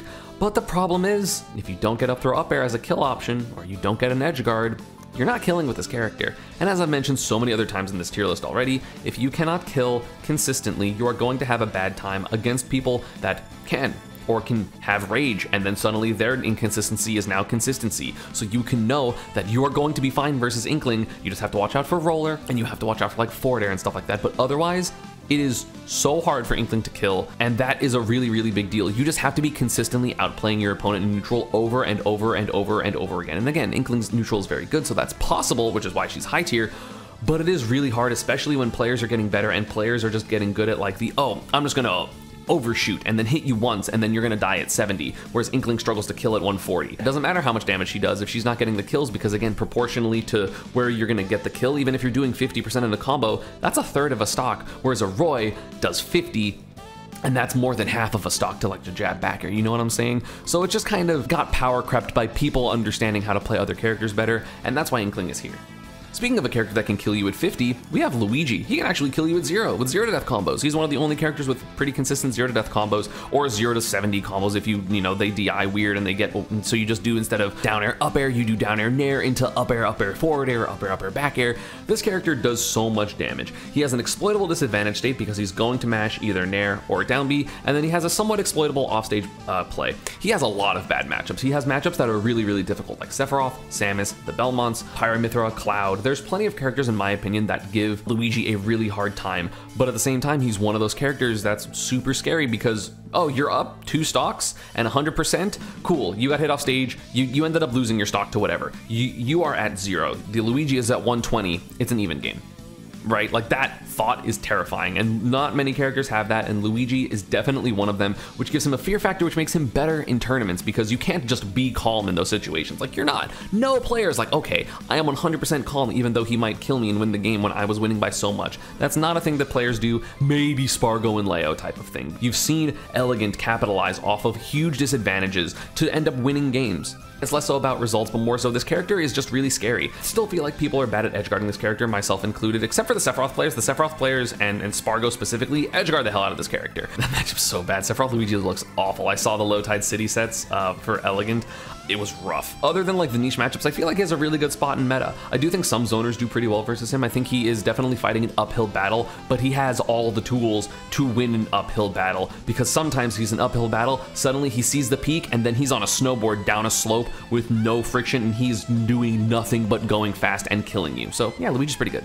Speaking of characters that say good, we have Corrin. Corrin's high tier. I've always thought Corrin was really good. I mean, not always, but like since the buffs, I was like, yeah, Corrin's like upper mid tier, low high tier, and that's kind of where I put her now, although it's more like the middle of high tier. We've obviously seen what Corrin can do in terms of Leo, in terms of Shattuck. I still want to say Shattuck is the main one because Leo's juggling like 5 characters right now, and he went Rob recently in Cuba. She's one of those characters that, yes, she's slow, which isn't good. Obviously, being faster is generally better, but Corrin has the tools to make the speed not really matter. She has one of the best advantage states in the entire game with up air and forward air and back air and pin. She has really good edge guarding because of back air and Dragon Fang shot and pin. She has really good 2-framing because of pin. She has really good edge trapping because of back air and Dragon Fang shot and forward smash and pin. She just has a lot of tools. She does a ton of damage. She has really good aerials, decent combos. She kills really easily with back air and up air and pin and Dragon Fang shot, and up throw is a kill throw. It's not a super good kill throw, but it is a kill throw. Decent recovery. You can mess with it if you have a multi-hit or a lingering move, because you can get in where the up B starts and then the invincibility disappears right when the hitbox does, so it trades, and that's really unfortunate for Corrin. It's really hard to fight against this character because you can't just blatantly rush her down, because she has back air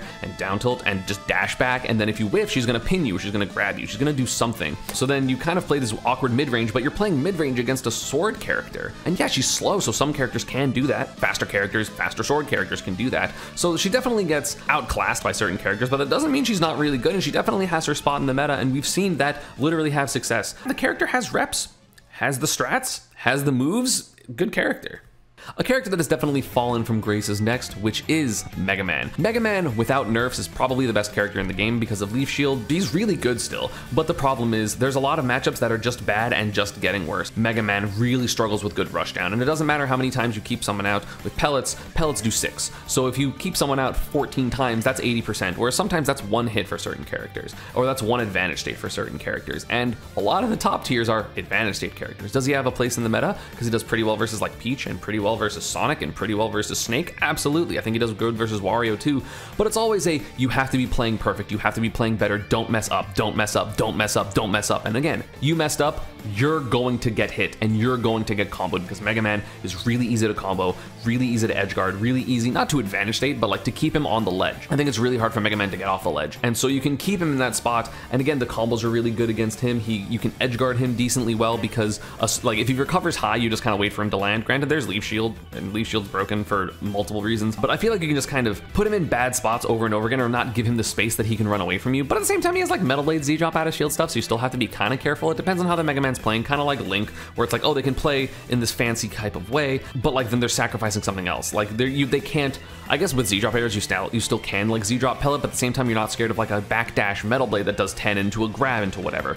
So it's different threat ranges for different percents, so it's a little bit hard to play Mega Man, especially when so many characters can just like back air you, and you're gonna take 1 billion damage and like a combo. So yeah.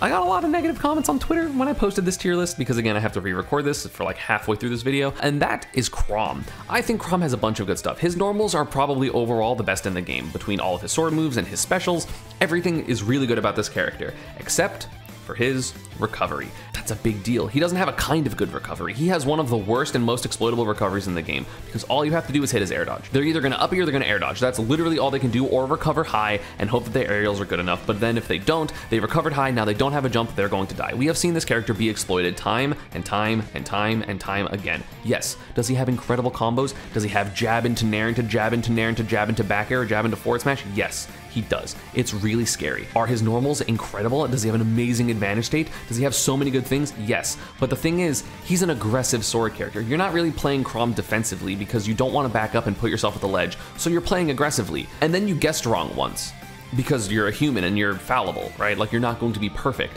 So then you ran at someone and they dashed back and whiff punished you, and then you got hit, and now you're dead. And that's not something you can just deal with as Chrom a lot of the times. Does he have incredible strength? Yes, but it's really scary to play a character, especially in tournament where you're not consistent and you can just die at any time. That is terrifying. That is not a fun place to be, and Chrom is one of the only characters that are this high, because he has amazing aerials, that is still like that. He's more exploitable off stage than Luigi is. This character is a bit of a struggle off stage, otherwise he's incredible, but that off stage struggle is so bad to the point where yes, he is a lot worse than Roy. Next, we have one of the most difficult characters to play in the game that always has to make a choice, consistency or explosive combos, and that is Link. Link is a really strong character. He has one of the best nairs in the game. He has an incredible combo game with bomb nair and bomb fair. He has a great recovery with bomb recoveries. He has really big normals. He's really hard to deal with. He can camp you with bomb and boomerang. He has a bunch of setups, really good ledge trapping, but the problem is when you play Link, all you can do is pick one. You can't have crazy bomb combos and also bomb recovery. So you're either picking his explosive offense with a lackluster kind of defense and disadvantage state. You are picking having in a recovery, or you only can nair. So when people start dealing with nair, or can deal with it or deal with your normals, you're going to have a worse time. It is really, really hard to play Link effectively because you're constantly having to juggle that choice. And that choice can be a huge difference in a lot of matchups. You got hit a single time out because they whiff punished your nair somehow. Your bomb is on stage and you have to blow it up and then pluck a bomb. But by the time you do that, your opponent is off stage and kills you before you can even bomb recover. It's really, really hard to play Link effectively. I think in theory, if you were able to like merge both playstyles incredibly effectively and not always be ready for everything, but like be ready for many situations and constantly are picking when you want to play with bomb and when you don't correctly, I think this character's low-key like top 15, top 20, but it is so unreasonably hard to do that to the point where right now I don't believe the character can. So for that reason, he's high tier. He's incredible, he's super good, he has a bunch of strengths. I don't like fighting this character personally, but I still think that he's just too hard. He's actually too hard to make those decisions correctly all the time. Like, not like technically he's super difficult, although he is, but like just like decision making wise, it's so difficult to put that much effort into knowing what you have to do all the time when some characters are like, haha, I hit the forward air button. Speaking of characters that just haha hit the button, we have Byleth. Byleth is high tier. Unfortunately, I want to say he's mid-tier, but he has a lot of tools, and also slingshotting is honestly really good for him when it comes to space and forward airs and stuff, which allows him to have a more varied offense, because before it was like he's gonna nair, or he's going to wait for you to do something and then dash attack or forward air or something and just catch you out in those positions. But now he can be a little bit more aggressive with his aerials, but not nair, so like back air and forward air, and then slingshot out of the way and be a lot safer, and then put himself in a position where he can forward air you again. That's really, really good. He has incredible killing with nair into dash attack, nair into run off forward air, air, up B into back air, up air in general, down tilt up air. This character can do a lot. They can deal with some rushdown because they have up B out of shield and also nair. They have a lot of good combos. They have the damage output. The problem is they're just slow and sometimes they get rushed down a little bit too effectively or ironically camped super effectively. I think this character struggles with characters like Steve and like Samus. It's really, really hard to accurately judge how good Byleth is because in this game, 80 characters are good. So Leo can pick any character and probably succeed, and Leo is winning almost everything. He is winning the large majority of events he goes to, at the very least getting second. He got third at Collision and I guess Summit. In general, at every open major, he's gotten first or second, basically all of them except for Collision. But that's just the thing about this game is you can have 4 6s and just be better than your opponent, and Leo is just better than everyone. So it's really hard to accurately describe how good Byleth is. If you think he's top tier because Leo succeeds, that's fine. If you think he's mid tier and Leo's just strictly better than everyone, that's also fine. I'm kind of in the middle ground where Byleth has a lot of good stuff, but at the same time, Leo's really, really, really good. Leo's so good at this game, and people just aren't as composed as him, and so he gets a lot of kills. I think Byleth is a good character. I think it's a great pick, but just not top tier. Speaking of just not top tier, and this is the one that Europe always gets mad at me for, Greninja is next. Greninja is pretty one-dimensional. He has a really good dash attack, he's fast, he wants to whiff punish with dash attack, and that's all he's gonna do. He almost never will aggressively dash attack because it's not safe. He will almost never aggressively down tilt because it's not safe. If he's going to approach you, it's going to be with aerials. And yes, he does gain a little bit off of Slingshot because Nair is really safe, but at the same time, it was so safe to the point where it doesn't really avoid a lot of the out of shield options as far as I'm aware. I could be wrong. I'm down to be wrong, that's fine. Yeah, obviously it avoids the ground moves, but it was -3, -4 anyway, so it was always avoiding most of the ground moves. And his linear isn't good enough. It's good, don't get me wrong. Dash attack, up air into drag down, into all these things, into advantage state is really good, but also, people don't just understand how to play neutral against this character. They don't just run at him. They don't overshoot. They're like, he's gonna run forward, even though Greninjas literally never run forward. They just don't do it. Greninja players always put themselves in the corner. And again, maybe that's a player thing, but like Greninja's best option is dash back, dash forward, dash attack. So like you want to be mobile, you want to be moving, you want to be putting yourself in the corner. And then people don't expect that he puts himself in the corner and then they get hit by dash attack over and over and over again. I think that's a player thing, but granted, this character has a lot of, results. You have Stroder when he plays this character, you obviously have Leia from Japan, you have all of European Greninjas like Alexiao and I Studying. There's a couple more in the States as well. Greninja's a solid character, he's really, really good. I just think he's a little bit too linear and not threatening enough in that linear play to be better than this. Next up, we have the next fighting game character, is Kazuya. I think Kazuya's a bit overrated at the moment. He's terrifying, don't get me wrong, but there is a reason that all the Kazuya players are counterpicking Kazuya. He doesn't have a good matchup chart overall.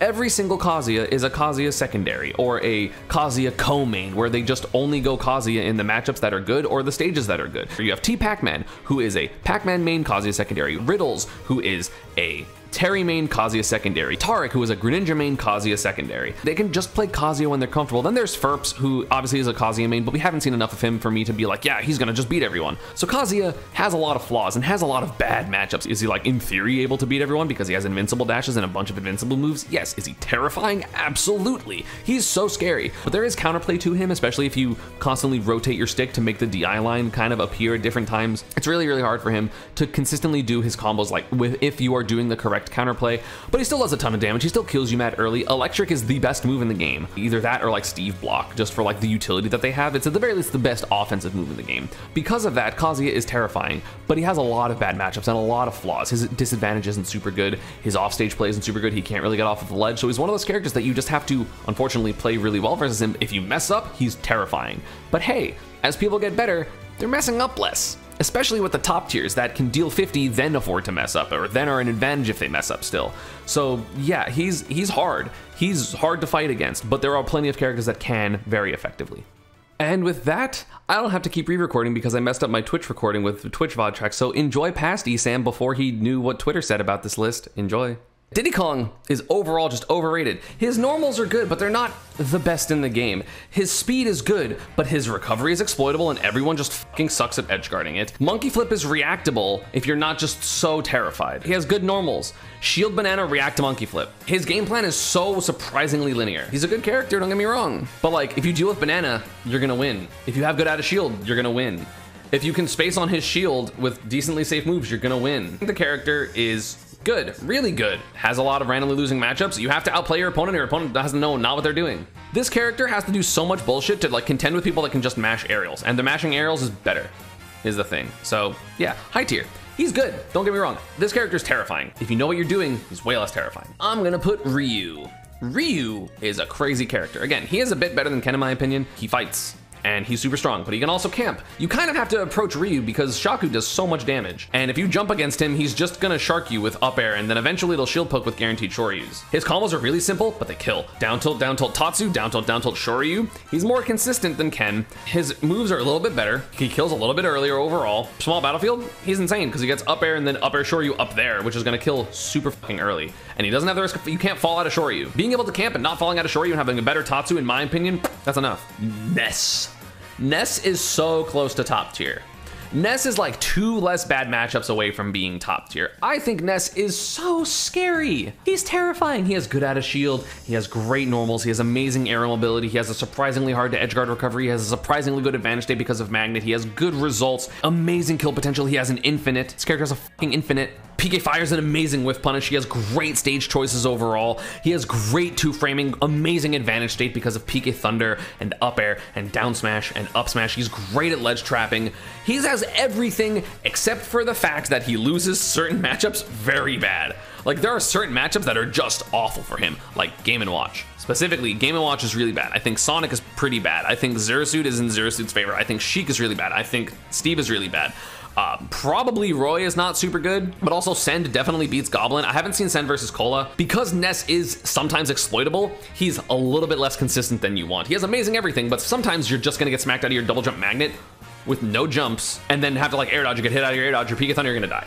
Like that happens enough to the point where he's not top tier, but he's been doing incredibly. The results of Ness have been on the up and up. You have more and more Ness players doing well, like Atata and Syrup. You of course have Gact and Send. Has a lot of representation, is good, is strong. He kills so S1. That's the one I'm thinking of. He kills so early. He has like some of the best killing overall in the game. It's actually ridiculous. Next up, just to give a little bit of a gap between Ryu and the best fighting game character, we got Terry. I think Terry's the best fighting game character. He plays the most like a standard character, and the standard characters in this game are very, very good. His aerials are all incredible. His forward tilt is incredible. His crack shoot's incredible. He kills so early. He has go. Like, Riddles has been putting in so much work with this character recently. And it's not like, again, results don't mean anything necessarily, but like, this character can come back. This character can build hella big leads. This character is terrifying. He's one of the scariest characters in the game to fight against. He's not super easy to edgeguard. He has invincible reversals. Like, his disadvantage isn't great, but at the same time, Power Dunk can be like +2 on shield for no fucking reason. He's a stupid character. He's just not top tier because some characters just beat him out. Like some characters are just like, no. Like he has a lot of, not a lot, but like several not good matchups. Why does he have Nair burn Knuckle off stage? That's so stupid. He has so much good stuff. And he's also like not super difficult once you learn the inputs. Yeah, Terry's ridiculous.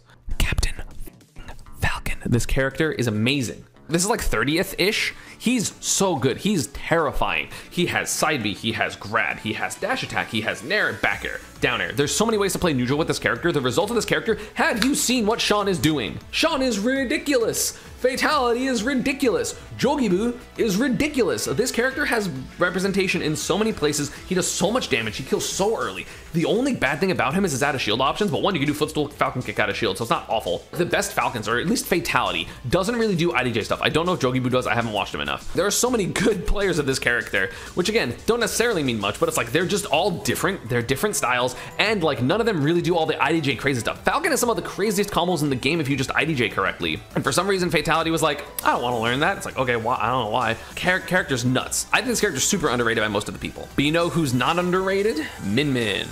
Min Min got hit. I used to think she was top 5, and that was after she already got nerfed once with her up smash. The nair hit was a lot to deal with for Min Min. So she is the best learn her for a counter pick character in the game, maybe second actually. In matchups that Min Min shines, she is so broken. She keeps people out, she edge guards, she 2-frames, she edge traps. She's so not okay to deal with, but she has random, really big struggle matchups like Pichu, like Puff, a bunch of top tiers like Pika and Pyramithra actually do bad. I think Brawler does good versus her. I think Fox does good versus her. There's a lot of characters that make her struggle. Sheik is an awful matchup. She has some really bad matchups, random even matchups. It's weird. She's super consistent, except she's not, because you can hit her off stage and edgeguard her, and she's actually pretty edgeguardable. In general, this character can just randomly struggle, and you have to be playing perfect with her, but just play better. Like Proto's Min is beautiful to watch. But yeah, I think this character has a couple too many struggle matchups for her to be top tier, but she's still a huge force in the meta, and if you don't know the matchup, you are going to get absolutely slaughtered. You know who's also a broken character? Yoshi. Yoshidora. Top 5s every single major in Japan that he goes to. With patience, great combos, great recognition. Yoshi has the single best combo break in the game in terms of double jump because it's better than Luigi down B. I don't care, it's better than Luigi down B. Great spacing, great setups, good edge guarding, good killing. The only thing this character does not have is like a really good matchup versus any top tier. Yoshi has a lot of evens and -1s in top tier, but -1s are doable, -2s less doable, right? Yoshi, in my opinion, has the tools to deal with every single character. I don't think Yoshi has a single -2, but I don't think there's a single character that's like Yoshi is like you cannot beat Yoshi against this character. Can't deal with Palu and Aegis. I don't think Aegis is a terrible matchup. I think it's -1. How can they not deal with Aegis? What are they gonna do? Run back and F tilt? Then you just back air them once. Yoshi has one unusable move inside B, but every other move is actually so good. A really good jab, really good down tilt, amazing forward tilt, great up tilt as long as you know how the hitbox works. The damage output's ridiculous. The advantage state's ridiculous. A great command grab. Down air is one of the most egregious moves in the game. Why is that a thing? This character's just really good. Great out of shield. Can't be shield poked. I shield poke everyone. I literally can't do that game against Yoshi. Great defensive options. You have, yeah, J-Mafia is honestly probably the best Yoshi in the States. Yoshi's a really, really strong character. For the lowest character in top tier, we have Mr. Cloud Strife. Spargo's been doing ridiculously well. The resurgence of this character is super high. I don't think he's super broken. I don't think he's like top 10. Again, this is like 25, 26, 27, something like that. The one flaw of this character is sometimes he gets edge guarded, but also none of the Clouds are getting edge guarded. I don't know if that means everyone's bad, including myself, and he should be getting edge guarded, or the recovery is just hard to mess with. The buff back in like 7.1 or something like that was huge to make his up B grab the ledge faster. That buff was so important. He has one of the best moves in neutral in the game in terms of back air. He has great empty jumps. He does so much damage. His advantage state's really good. His edge trapping is pretty good because he has just back air. He's just gonna spam back air. I don't think he's like top 10. I don't think he's super broken. I think there are plenty of characters that can deal with him. It's just also Spargo is better than most people. That kid is so good. It doesn't make sense. Great platform pressure. He's good on like every stage except for FD, and you just ban FD. He beats every zoner except for maybe Min. He's a good secondary. He's pretty simple. He's really strong, and of course then Limit exists. That's really, really good for him. You know what's also really, really good? Sheik's forward air. Sheik is top tier. She's fast. She does a ton of damage. She has a bunch of kill confirms. She is the character, in my opinion, by far, with the best slingshotting in the game. She, in my opinion, rose like 10 to 15 spots because of slingshotting, because she is a character that can benefit off of just a flick shot because she has B reverse needles, she has being able to hold shot and do fair. Her damage output's ridiculous. She does so much damage. Needles are so stupid. Forward air is really good. She can camp. The needles are amazing. She has good kill confirms because she has like upper up smash on platforms, up air down smash, upper forward smash, combos to go into those. But she has 50-50s. She has jab down tilt up air. She can kill. She has bouncing fish. Again, if you're not getting hit by some of those setups, then yeah, she can struggle to kill. But at the same time, she just has needles. She can just poke needles at you for forever. I think she does lose to trading. If you just run at her and try to hit buttons on her, she does struggle a little bit. She has random losing matchups like Ice Climbers and Pac-Man. Well, granted, Pac-Man's really good. Ice Climbers like beat this character up. I think there's a lot of randomly not easy matchups for Sheik, but at the same time, just play better. Like Sheik is one of those characters with like super high potential, but I think even right now, like 25, top 26 is a good spot for her. I think she's a really strong character. This is probably the lowest I've ever put this character, but Lucina. Listen, yes, I did see Proto, but Proto's been doing worse overall. He is a co-main, so just Lucina and just Min aren't going to be like, wow, they're so good. She's super fundamentals. She's a sword character. She doesn't have a ton of crazy combos. She doesn't have a ton of crazy anything, in my opinion, except for like shield breaker. But at the same time, you don't need super crazy stuff when you are Lucina and have like up air and back air and does great advantage state.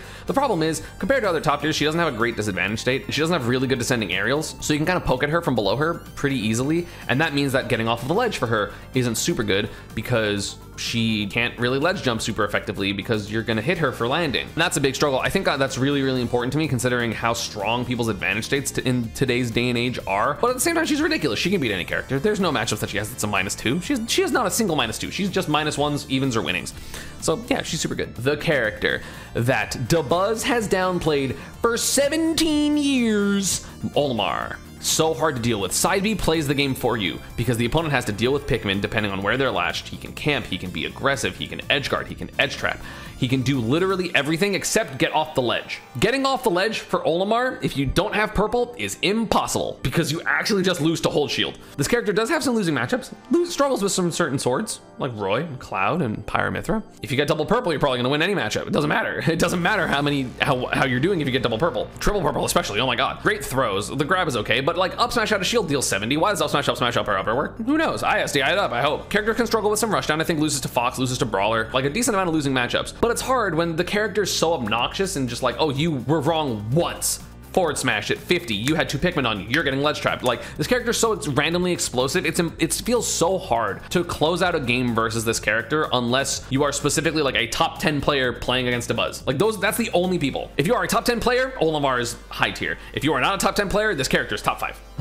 Young Link, character's f***ed up. He's fast, he has arrow. He's not like super broken because he's not as oppressive as a lot of other characters because you can kind of just like jump and like kind of avoid what he's doing. But if you're trying to like rush down on Young Link, you're gonna have a bad time. If you're trying to blatantly camp Young Link to like explicitly win the camping game, you're gonna have a bad time. You have to play this like awkward, not letting him throw projectiles at you, kind of being in mid-range and like hope he like commits to like a grabber or forward air. But also, he has some of the safest frame data in the game for no reason. I think his aerials are overall the safest in the game. So first off, jab 2 is -7, don't know why. Down tilt's -7, so you can't shield grab it, which I don't know why people still do. Like, I literally watch Skittles. Every time he plays, he goes down tilt spot dodge, like 100% of the time, and everyone shield grabs it. Why do people do that? Just hold shield. -2, -3, -3, -2, -3, -9, and -12 or 11. Show them ring on shield point blank. Isn't it like -4? Yeah. This character is really good. He just gets outclassed by some other top tiers, and that's kind of about it. Because I feel like he's really good. I don't even think he's that difficult. You just have to like camp a little bit more than you think probably when you're playing Young Link, and he's fine.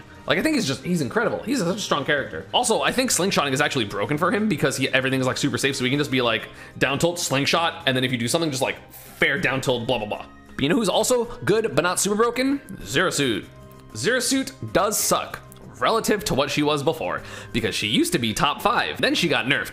Nair is now not super broken. Honestly, the biggest nerf was the boost kick nerf because since it's frame 6, there's a lot more like weird hurt box shifting stuff around the up B that even though it should punish a lot of stuff, it doesn't because it pushes out of the way. I don't understand how to actually play this matchup. It's one of my personal worst matchups. So like Mars beats the fuck out of me. If you commit to timeout explicitly, if you are like from go, I'm timing you out, she's top 10 because it's impossible to hit her. I don't know what character can actually contest with her speed, but no one does that. So I'm not gonna count it. Because I'm not talking like, oh, if you always play the best you can ever play. Like, no. She does lose a ton of matchups, but at the same time, she's so explosive and she can just play safe enough to the point where a lot of the characters that beat her, like PT, like Roy, like Chrom, can just not hit her. How do you hit her? And yeah, then she has stuff with Slingshot because her Nair and her up air is still like safe-ish. Character is really good, just not as broken as she used to be. So in my opinion, she sucks. You know who's better than Zerasuit? Friendship. Friendship is better than Zerasuit. Sora's better than Zerasuit. I think Sora's incredible. Sora's actually top 10. I know that when everyone is counterpicking Sora recently, they're losing, like Meister and Dabuz. That's because they're playing Sora against top 10 players that are beating them anyway. Their mains are losing. Game & Watch, who is much better than Sora, is losing, so he goes Sora. Olimar is who's here, and Rosa and Min Min, who's down here, are losing. The people are beating them anyway. Sora's fucking broken. Sora has some of the best combos in the game. If Meister or Dabuz had Ohana from, I think he's like New Jersey, if they had his combos, it's crazy. But there are secondary Soras in Japan as well, like Kamame's. Opana, yeah. Ohana means family. Opana is the combos are incredible. His neutral's really good. It's super hard to hit him.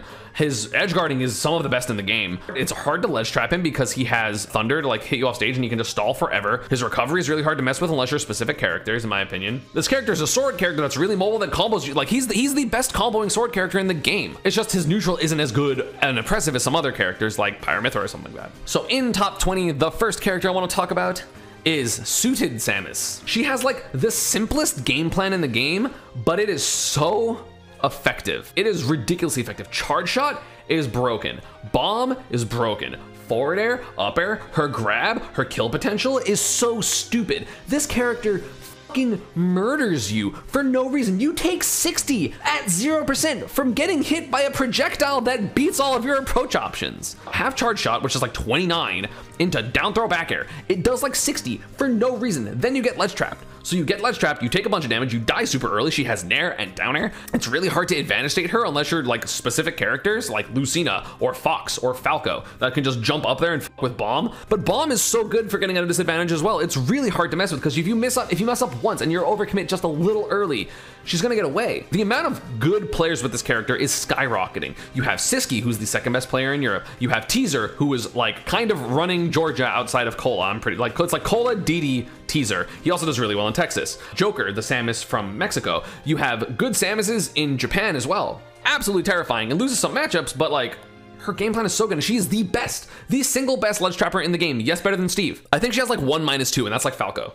We have yet another big demotion from my last tier list because I just view the game differently. A character that has won a major this year, Pokemon Trainer. I think that Pokemon Trainer has some not good matchups. A lot of Pokemon Trainer's wins rely on coming back with Charizard, which is not a fun place to be if you assume you're gonna lose. The mobility on Squirtle is ridiculous, but Ivysaur is still bad. I don't care how many people are losing to Quid's Ivysaur. Ivysaur is a really exploitable character with a bad grab that literally all you have to do when you fight Ivysaur is walk, shield, parry back air and forward air, and spot dodge grab. You know they're gonna grab, because if they don't grab and you dash away because you think they're gonna grab or you roll away, literally nothing happens. Charizard wins last hits. He's probably the best last hit character in the game in my opinion, or one of them at the very least. Maybe Steve is better. The frame 1 swap doesn't do enough, because even though it's frame 1 and it's invincible, it's really easy to hit. The character's game plan is too linear. The linear isn't broken enough to be better than this. Still really good, still there.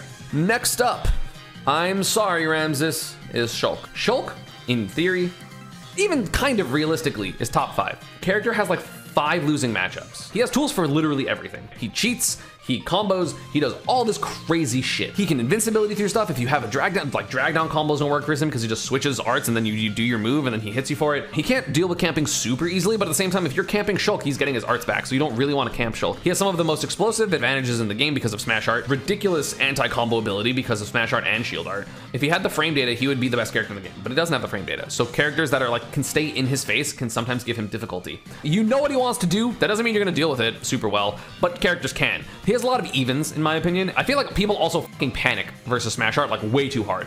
Like people don't know how to camp against Shulk correctly and the arts that are scary for them. So they're just like, I'm gonna run in versus Smash Art, then they get upbeat and die. There's decent representation for this character. Because he's hard, it's less likely to play at peak because he's so difficult, but not difficult in a way that makes sense, in a way that's difficult of just like, oh, did you misuse one art? You lost a stock. Shulk's broken. You know who's also really hard to play?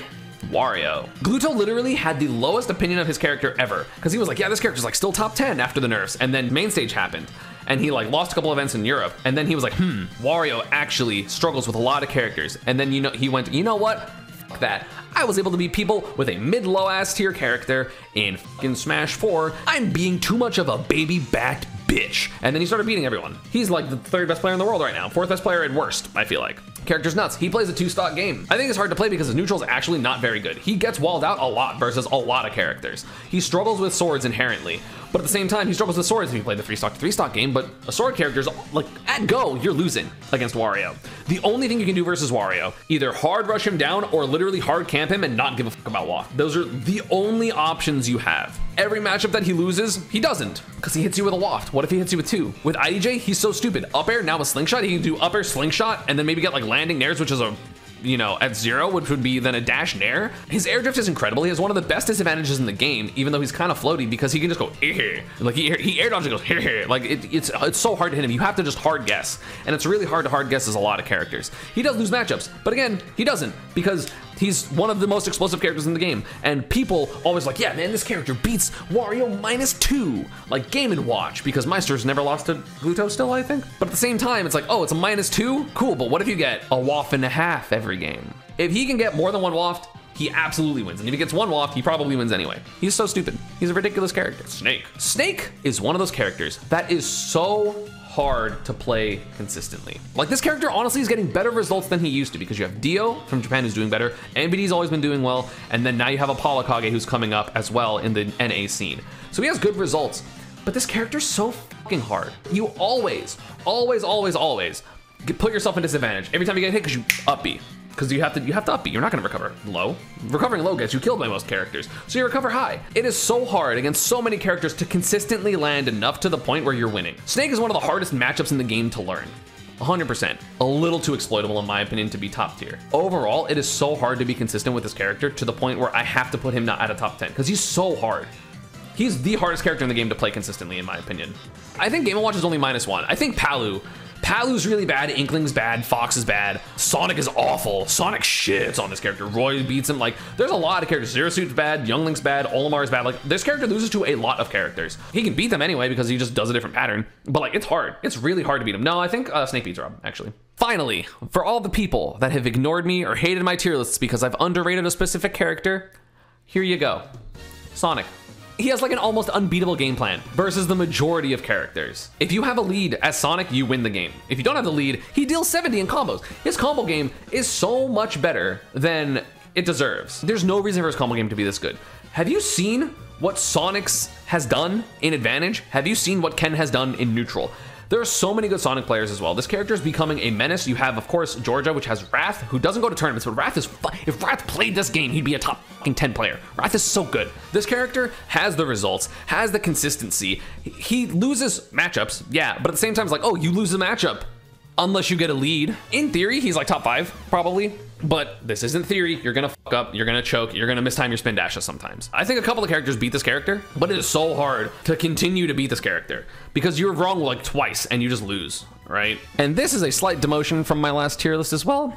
We got the plumber, we got Mario. He combos you out the ass. His neutral is incredible. He's a little slow, but he has like really good normals. He's great at recovering. He can deal with projectiles. He has a great up B out of shield, some of the best out of shield options in the game, explosive combos, death ladders, all this crazy stuff. He's just slightly worse than other characters because other characters are a bit more oppressive or a bit more broken with the lead. I think that's 14th in my list right now. He's great on platform stages. I think people definitely don't play mid-range against him well enough or don't juggle him well enough as well. Everything else is like -2 for no reason. Like if you just do short hop bear, like the second bear is -2 or 3, which is dumb. He's a little bit susceptible to parries and he's a little bit susceptible to playing better mid-range. And there are characters with better combos than him. But overall, he's really stupid. The best character in the game, but he's big, Rob.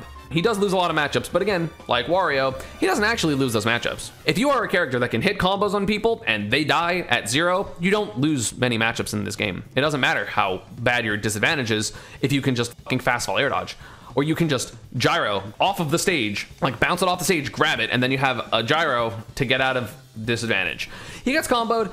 Rob's broken. You can't ignore the fact that Rob is broken when literally almost every single Rob player is like, yeah, I barely play this game, but you know what? I lose all these matchups. It's like, you don't fucking study. You don't know anything. The best Robs don't do the combos. The only Rob that is good and does the combos is Anathema. But Zomba, the best Rob, doesn't do the combos. Zachary, who actually is the best Rob, doesn't do the combos. Waddy doesn't do the combos. Big Boss kind of does the combos, but not really. This character has potential out the ass, and literally every single fucking Rob is too goddamn lazy to learn the most broken shit in the game, and I don't understand why. The Rob player base infuriates me, because they have everything at their disposal, and the only one that fucking does anything is Lucretio and Yopopo. Everyone else is a baby back bitch. Anathema's fine. He has one of the best neutrals in the game with down tilt. He has forward air. He has great camping. Not in terms of like, I'm gonna laser you and gyro, because the projectiles aren't actually good, but like just at playing mid-range. There are more Robs than any other good character.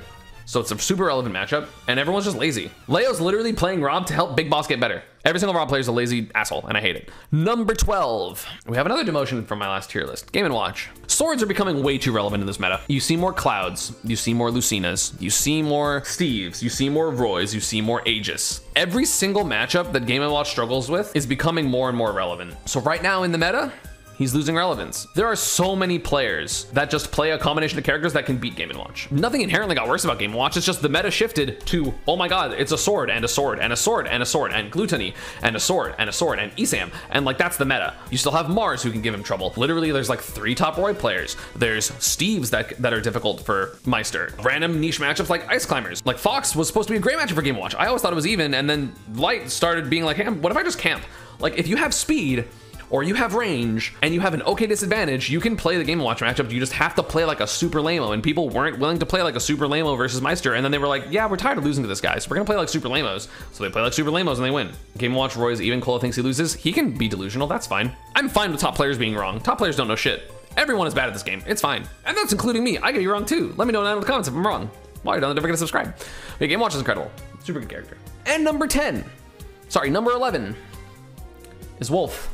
I think Wolf is overrated. The thing about Wolf is he's exploitable, right? Kind of like Rob, a little different than Rob, but he's super exploitable. I think it is really, really, really, really hard for Wolf to play the game that they need to play overall all the time, because Wolf can get punished, has a bad recovery. Wolf has to play perfect all the time, and Wolf isn't putting you in crazy guesses. He's not unreactable in you. He's not doing anything. He's just playing very solid. He's a better Lucina. He's just very solid and has good combos and a good grab. But if you mess up anything, Wolf can't force his way into you. He can't force aggression. He can't force camping. He's just playing mid-range. So if your character struggles against mid-range, Wolf is gonna body your character. That's fine. You have to just be playing perfect. And also, his stuff isn't that safe on shield. It's safe on shield, but a lot of the ways the Wolves do their aerials actually aren't that safe on shield. -4, -5, they never do late nairs, so that's never gonna happen. -6 is good, but that's gonna be out of shielded by a lot of relevant characters. Back air is like -4 if you do it correctly, and up air is -5. So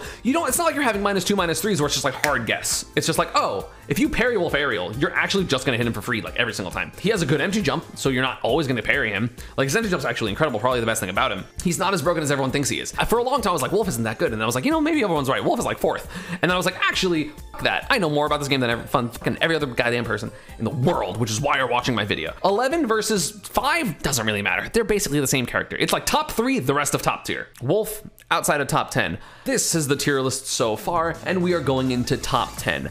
At number 10, starting off straight there, we got Steve. Steve was always the character to me. I'm like, yeah, this character's gonna be top 10. This character's gonna be top 5. Just not there yet. If you want a video on Alcola and just me talking and gushing about how good this player is, I will do so, because he's fucking incredible. He's so good. The amount of setups that he has, the amount of tech that he uses, and he still doesn't even use all the Steve tech. Alcola is literally not doing, in my opinion, the most important tech, which is no impact land, like no impact land ladders. He's not doing those yet. Steve is the most creative mode character in the game. He has ridiculous combos, ridiculous neutral, ridiculous camping, diamond sword, ridiculous comeback factor, ridiculous edge guarding, ridiculous struggles. Nothing about this character is bad except for the fact that certain matchups are a little hard.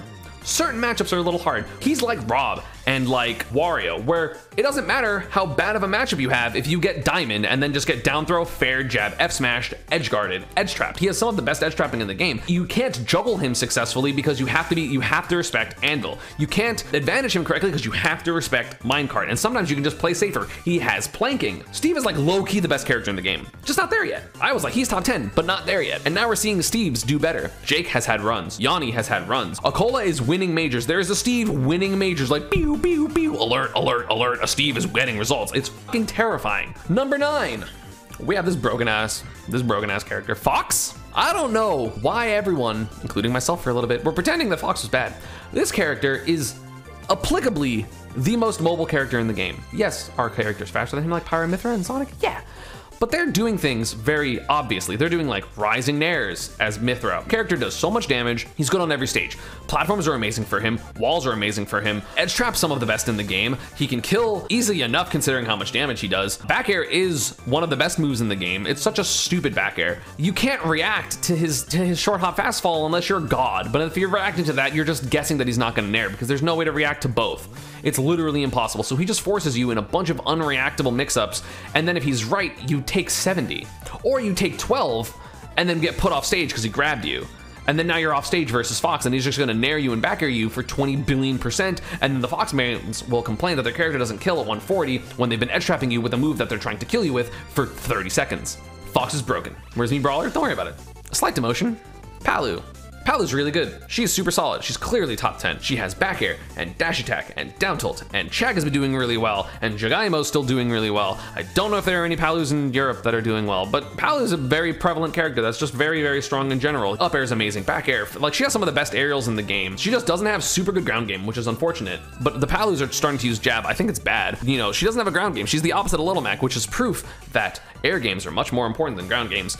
Palu's insane. She's so good. She just has a couple of bad matchups to keep her out of top 5. And I think that Palu is not just, she's not quite there. She's not quite explosive enough. She's very, like, you know what she wants to do. You can DI away from her down tilt if she's 2-framing you so she doesn't get back air. But like, she's super solid, and you have to have a very solid anti-Palu game plan if you want to beat her, but it's really hard to do so. But she does lose to like Diddy Kong and Pika and Aegis probably, and Steve, and maybe some others. Maybe like Zero Suit still, I don't know. Maybe Sheik, good character, really good character. Number 7, my boy, Brawler. Mii Brawler's broken, y'all. It's fine. Don't believe me. It's fine. It's fine. I might not win Combo Breaker with just Mii Brawler. It's fine. It's totally cool. I don't care. This character has everything you need. And not only is it everything you need, but it's also a lot of bullshit. This character is one of the stupidest characters in the entire game. Every character that doesn't have a frame 1 escape option, he has consistent 0 to 80s or death depending on platforms and positioning. He has some of the best edge trapping in the game because he just nairs over and over again. He has a good recovery if you run my set. He can have a command grab that does 22. He has down throw Thrupper. He has Thrupper. Thrupper in general is so stupid. Down throw Thrupper working on the majority of the cast at egregious percents is not okay, especially when you have rage. You have landing up air, which combos into Thrupper. You have landing up air, which combos into everything. You have nair into forward smash. This character can kill so easily all the time if you run Thrupper. I think if you're not running Thrupper, you're throwing because all you have to do is ban Town and Kalos and you're fine. Good on FD, good on Smashville, great on Small Battlefield and PS2, good on Smashville. I think even good on Battlefield, it probably is more matchup dependent. This character is ridiculous. He's one of the best characters on platforms. He's one of the best combo games in the entire game. Literally, it's like Mii Brawler's under like Pika and Steve and like Peach when it comes to combos, and like that's it. That's literally it. Some of the safest pressure in the game. He, like Fox, has an amazing empty jump. He doesn't have the speed of Fox. He doesn't have the dash attack of Fox for like those blatant like ground mix-ups. But like his grab game is incredible because you get down throw back airs, you get down throw up air Thrupper, you get down throw Thrupper, you get down throw fair Thrupper at 0. You get so much damage. So his grabs are really scary. His aerials are really scary. So you have to just run away from him. But if he catches you running away, he's just gonna hit you, but closer to the closer to the ledge, which is still terrifying. Or like, oh, you ran away under a platform, so then you got nair up tilt up air Thrupper and died 35. Oh no! I'm so biased. No, the thing is, I used to hate this character. I used to think this character was like bottom 15, and then the brawlers were like, hey, play him. And I was like, okay, I'll play him and I'll show that he's bad. And then I played him and I was like, oh, he's really good. I kept playing him for fun. And I was like, wow, this character's kind of fucked up. And then more tech got discovered. And I was like, wow, this character's kind of fucked up. And I was like, maybe I should play him a little more seriously. And then I'm playing him more seriously and I'm like, wow, he's kind of fucked up. At Genesis, I literally would be playing money matches with people and I would be winning, but struggling as Pika. Like there was this Ridley player that I played against and I was like winning the games, but it was like last hit or I was losing some games. And then I went Brawler and would 3-stock him. This character just blows you the fuck up all the time on so many stages. He's ridiculously good. And listen, if you don't believe me, that's fine. Let me know down in the comments how stupid I am, but while you're down there, subscribe. But this character is insane. You know who's also insane? This fucking character. Pac-Man? Character's broken. Some of the best camping in the game, some of the best buttons in the game, some of the best killing in the game. Very setup based. Hydrant is obnoxious to deal with, and if you can't deal with it, you automatically lose the matchup. He has great out of shield options with Nair and up B. He has great edge guarding with just his normals, and he's super floaty. He has the second best recovery in the game, applicably. He loses certain matchups pretty bad, like Cloud. Cloud's bad. I think Steve also wins. There's a couple of other matchups like Palu I think also wins, but they're all -1s and they're all like, oh, but did I get the combo? Did I get the good thing? Did I get the Galaga hit? It's like Diddy, but scarier because Diddy has Banana in hand. Pac-Man has Bell in hand. Bell's much scarier than Banana. So top 5, we're starting with Peach. Listen, her neutral's hard. This character's so hard. This character's broken. One of the hardest matchups I feel like for Peach is Cloud. Because Cloud, out neutral sir, has air superiority, has everything that you need to beat Peach. And then Mutace beat Spargo. And not with like crazy combos, not with like super jank, just with so incredibly solid neutral. She has some of the best edge trapping in the game. She has unreactable mix-ups. Slingshot with this character? I was gonna put her at like 8 or 9. And then I remembered Slingshot allows her to do, if you don't have really good out of shield options, back air on shield, Slingshot, float, Z-drop, turn up, guaranteed grab, guaranteed pressure. And if you get hit, you just get hit and die. She has some of the best combos in the game with the LIC stuff. She has ridiculous combos. She has really strong matchups across the board. And again, she's one of those characters like Steve, like Wario, like Mario, like Rob that are like, oh, well, like she struggles in neutral. She can have these losing matchups. And then you hit them once and deal them 80. So it doesn't matter because you deal them 80, then get them off stage and then you're ledge trapping them. It doesn't matter how good of a matchup you have versus Peach, you will get hit. Because again, you know who is another bad matchup for Peach is? Steve. Mutace beats Yanni consistently. And again, that's one player doing well, right? Like obviously, like it's not just results, right? But this character has the tools to beat any character in the game. Any character. This character can beat any character, and they're explosive the way they are. So yes, they're top 5. You know who's also top 5? Probably the second most common character at top level at this point, other than Rob, and that is Roy. I was not a Roy believer for so long. I was like, yo, man, Roy's like 15, Roy's like 12, Roy's like 11, Roy's like 10, Roy's like 8, Roy's like 7? This character's broken. This character has no flaw except loses to Pika and maybe Joker. Who else does Roy lose to? This character is inconsistent.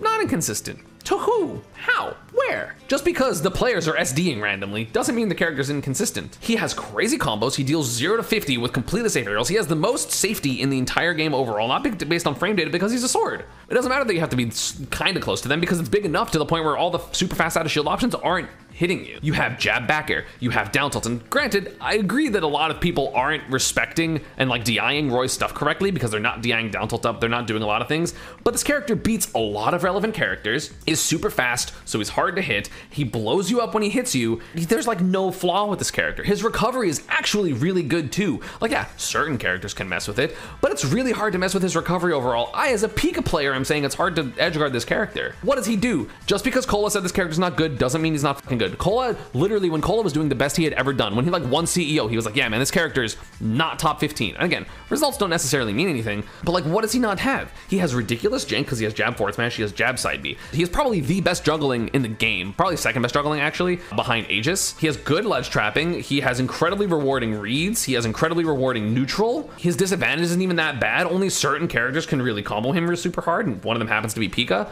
Like, what's the negative? You know who's also very fast? Pyra/Mythra. Well, Mythra. I think they're number 3. Just because Leo and Spargo don't play the characters much anymore doesn't mean the character's not broken. Is the character punishing? Yeah. If you get hit as Pyra/Mythra, there are so many times where you're just dead, or you're just gonna 50-50 to death. This character's still broken. Mythra just blatantly overwhelms people and wins matchups for free. And then good sword Ganon. In Pyra, you have swapping, which is invincible. Mythra does like 50% on hits for no reason because of back air up B. The problem is, for a character this fast, their neutral kind of sucks. Like, it doesn't actually suck, but relative, it kind of sucks. You know what she has? She has dash up forward tilt and dash up nair. That's all she's gonna do in neutral, or just like this the whole time and just camp. You're committing to these aerials that are really good, don't get me wrong. She has to like just commit to grabs and commit to nairs, and a lot of characters, if they guess right, can fucking kill her or deal her a bunch of damage, put her at disadvantage. Her neutral's so linear. It's really difficult to play as Pyra/Mythra, honestly. Like at top level, it's just hard. It's just hard to play this character for different reasons. Like every character's hard to play. Like no single character is easy, right? Especially at top level. But yeah, Leon was beating Spargo, Pyra/Mythra, and then he switched to Cloud. Like, this character's hard to play. Character has like some losing matchups. Of course, then like it doesn't matter sometimes because you're gonna get down or up smashed, and she has the best juggling in the game. Character's insane, but not as easy as people thought. I've always thought that, and yeah, she's just good. Number 2. You know who's number 1. You know what I think. Why are you here? So number 2 is Joker. Low-key, for a little bit, I had Joker at number 1 for a little bit because of the footstool gun stuff started being optimized, and they started knowing how to miss aerials and stuff or miss shots and stuff like that. This character's insane. Because of footstooling, you have to space on him, and because you have to space on him, it allows him to whiff punish more, and whiff punishing is so good. It is so broken to just whiff punish with this character. It is absurd. He is the best whiff punisher in the game, maybe second to Sonic, but overall his whiff punishing is insane. He has Arsene, he has edge guarding, he has neutral, he has disadvantage because he has Rebel's Guard, he has the best counter in the game, his neutral's fucked up. Just because Leo doesn't play the character anymore and Zachary stopped playing doesn't mean the character's not good. Gun is one of the most absurd moves in the game. Side B's still really good. Forward air, down air, gun, nair, down tilt, forward tilt. He's like so hard to play. Like, you constantly have to be outplaying your Joker's opponent in neutral to beat him. If you're not outplaying them in neutral, you're not winning. You have to be reading his backdashes. You have to be reading his jumps. You have to be reading all those type of things. And if you're not, Joker will run all over you. There's no other way to beat Joker than to be like, you're gonna move this way, hit you, and that's all you can do, because he's safe enough to the point where you can't really punish him, and he has combos and damage to the point where you can't just not, slowly chip him with damage and projectiles, and also he has a counter, so you can't just spam projectiles at him anyway because he gets Arsene, and then he gets Arsene, and then he kills you. There's no specific game plan to beat Joker besides be better. That's all you can do against Joker, or hope they're bad. Speaking of hoping they're bad, best character in the game, Pika. We all suck, and it is disappointing how bad we are. Because this character is fucking broken. He has literally everything you need. He loses 3 to 4 matchups at most, and they're all -1s. They're all very doable. He has some of the most absurd, not really SDI-able combos in the game. He has Nair loops and up air bridges. He has up air bridges, and now with the invention of short hop up air bridges, that's what honestly put Pika back at #1 over Joker, is the short hop bridges. Short hop bridges are fucking broken. Slingshot is really good for Pika. It makes his T-jolts way easier. There's a lot of stuff that makes this character absolutely amazing. He has the best recovery in the game. He has the best edge guarding in the game. He has some of the best combos in the game. He has one of the best neutrals in the game, not necessarily because all of his moves are incredibly safe. He doesn't have like these -2s and -3s that he can just throw out, but he has T-jolt. He just has T-jolt. There are like 4 characters that are like, I don't care about T-jolt. Down tilt's -4. He has an incredible neutral. Forward air is -5. Forward air combos into the fucking world. Back air is the second best out of shield option in the game because it can lead to kills. He has some of the best ledge trapping in the game because of Thunder Jolt. He has some of the best edge guard. Well, he has the best edge guarding in the game because of back air and Thunder and T-jolt. And he has DI conditioning that's ridiculous. He can hit like every single DI with different stuff for no fucking reason. He has kill confirms. He has a kill throw. He has dash attack, which is the best dash attack in the game. Pikachu literally has everything you need. He's just so fucking hard. He is so hard, because if you aren't getting those super big punishes, he's not that good of a character.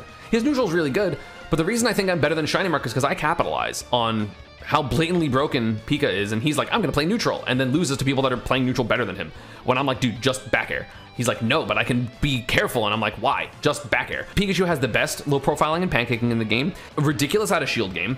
He has ridiculous juggling. He has ridiculous camping. He has the best whiff punishing tool in the entire game, which is quick attack. There's the option select stuff. There's non-2-frameable angles to make it so that you can't even 2-frame Pika's recovery. This character has no flaws except for the fact that he's hard. And while I did say that other characters aren't that good because they're hard, like Snake, Pika's a different type of hard because like we do most of it. Sometimes we just get outplayed by players, or we're not in it at the moment. Stamina's hard, but fuck you, I'm biased. Because Pikachu's broken, I play that bitch. Pikachu's broken, Pika busted, etc, etc. What do you think of the tier list? This one was a lot of fun. It has been a long time. This is very, very different than my last tier list. Like this is, whoops, sorry. This is drastically different than my last tier list, except for like the top tier is kind of similar, but like this is very, very different than my last tier list. If you have comments, let me know down in the comments below. I'd appreciate it. And while you're down there, don't forget to subscribe. I can make single videos on characters if you want more fleshed out explanations. I have more Pika videos coming up. I have my Brawler video coming up about how we can combo like every character to death, most of them. I hope you all enjoyed the tier list. It'll be like 6 months till my next one, maybe, you know, after the summer of Smash. So we'll see you then, and I'll see you all next time. Peace. Pikachu busted.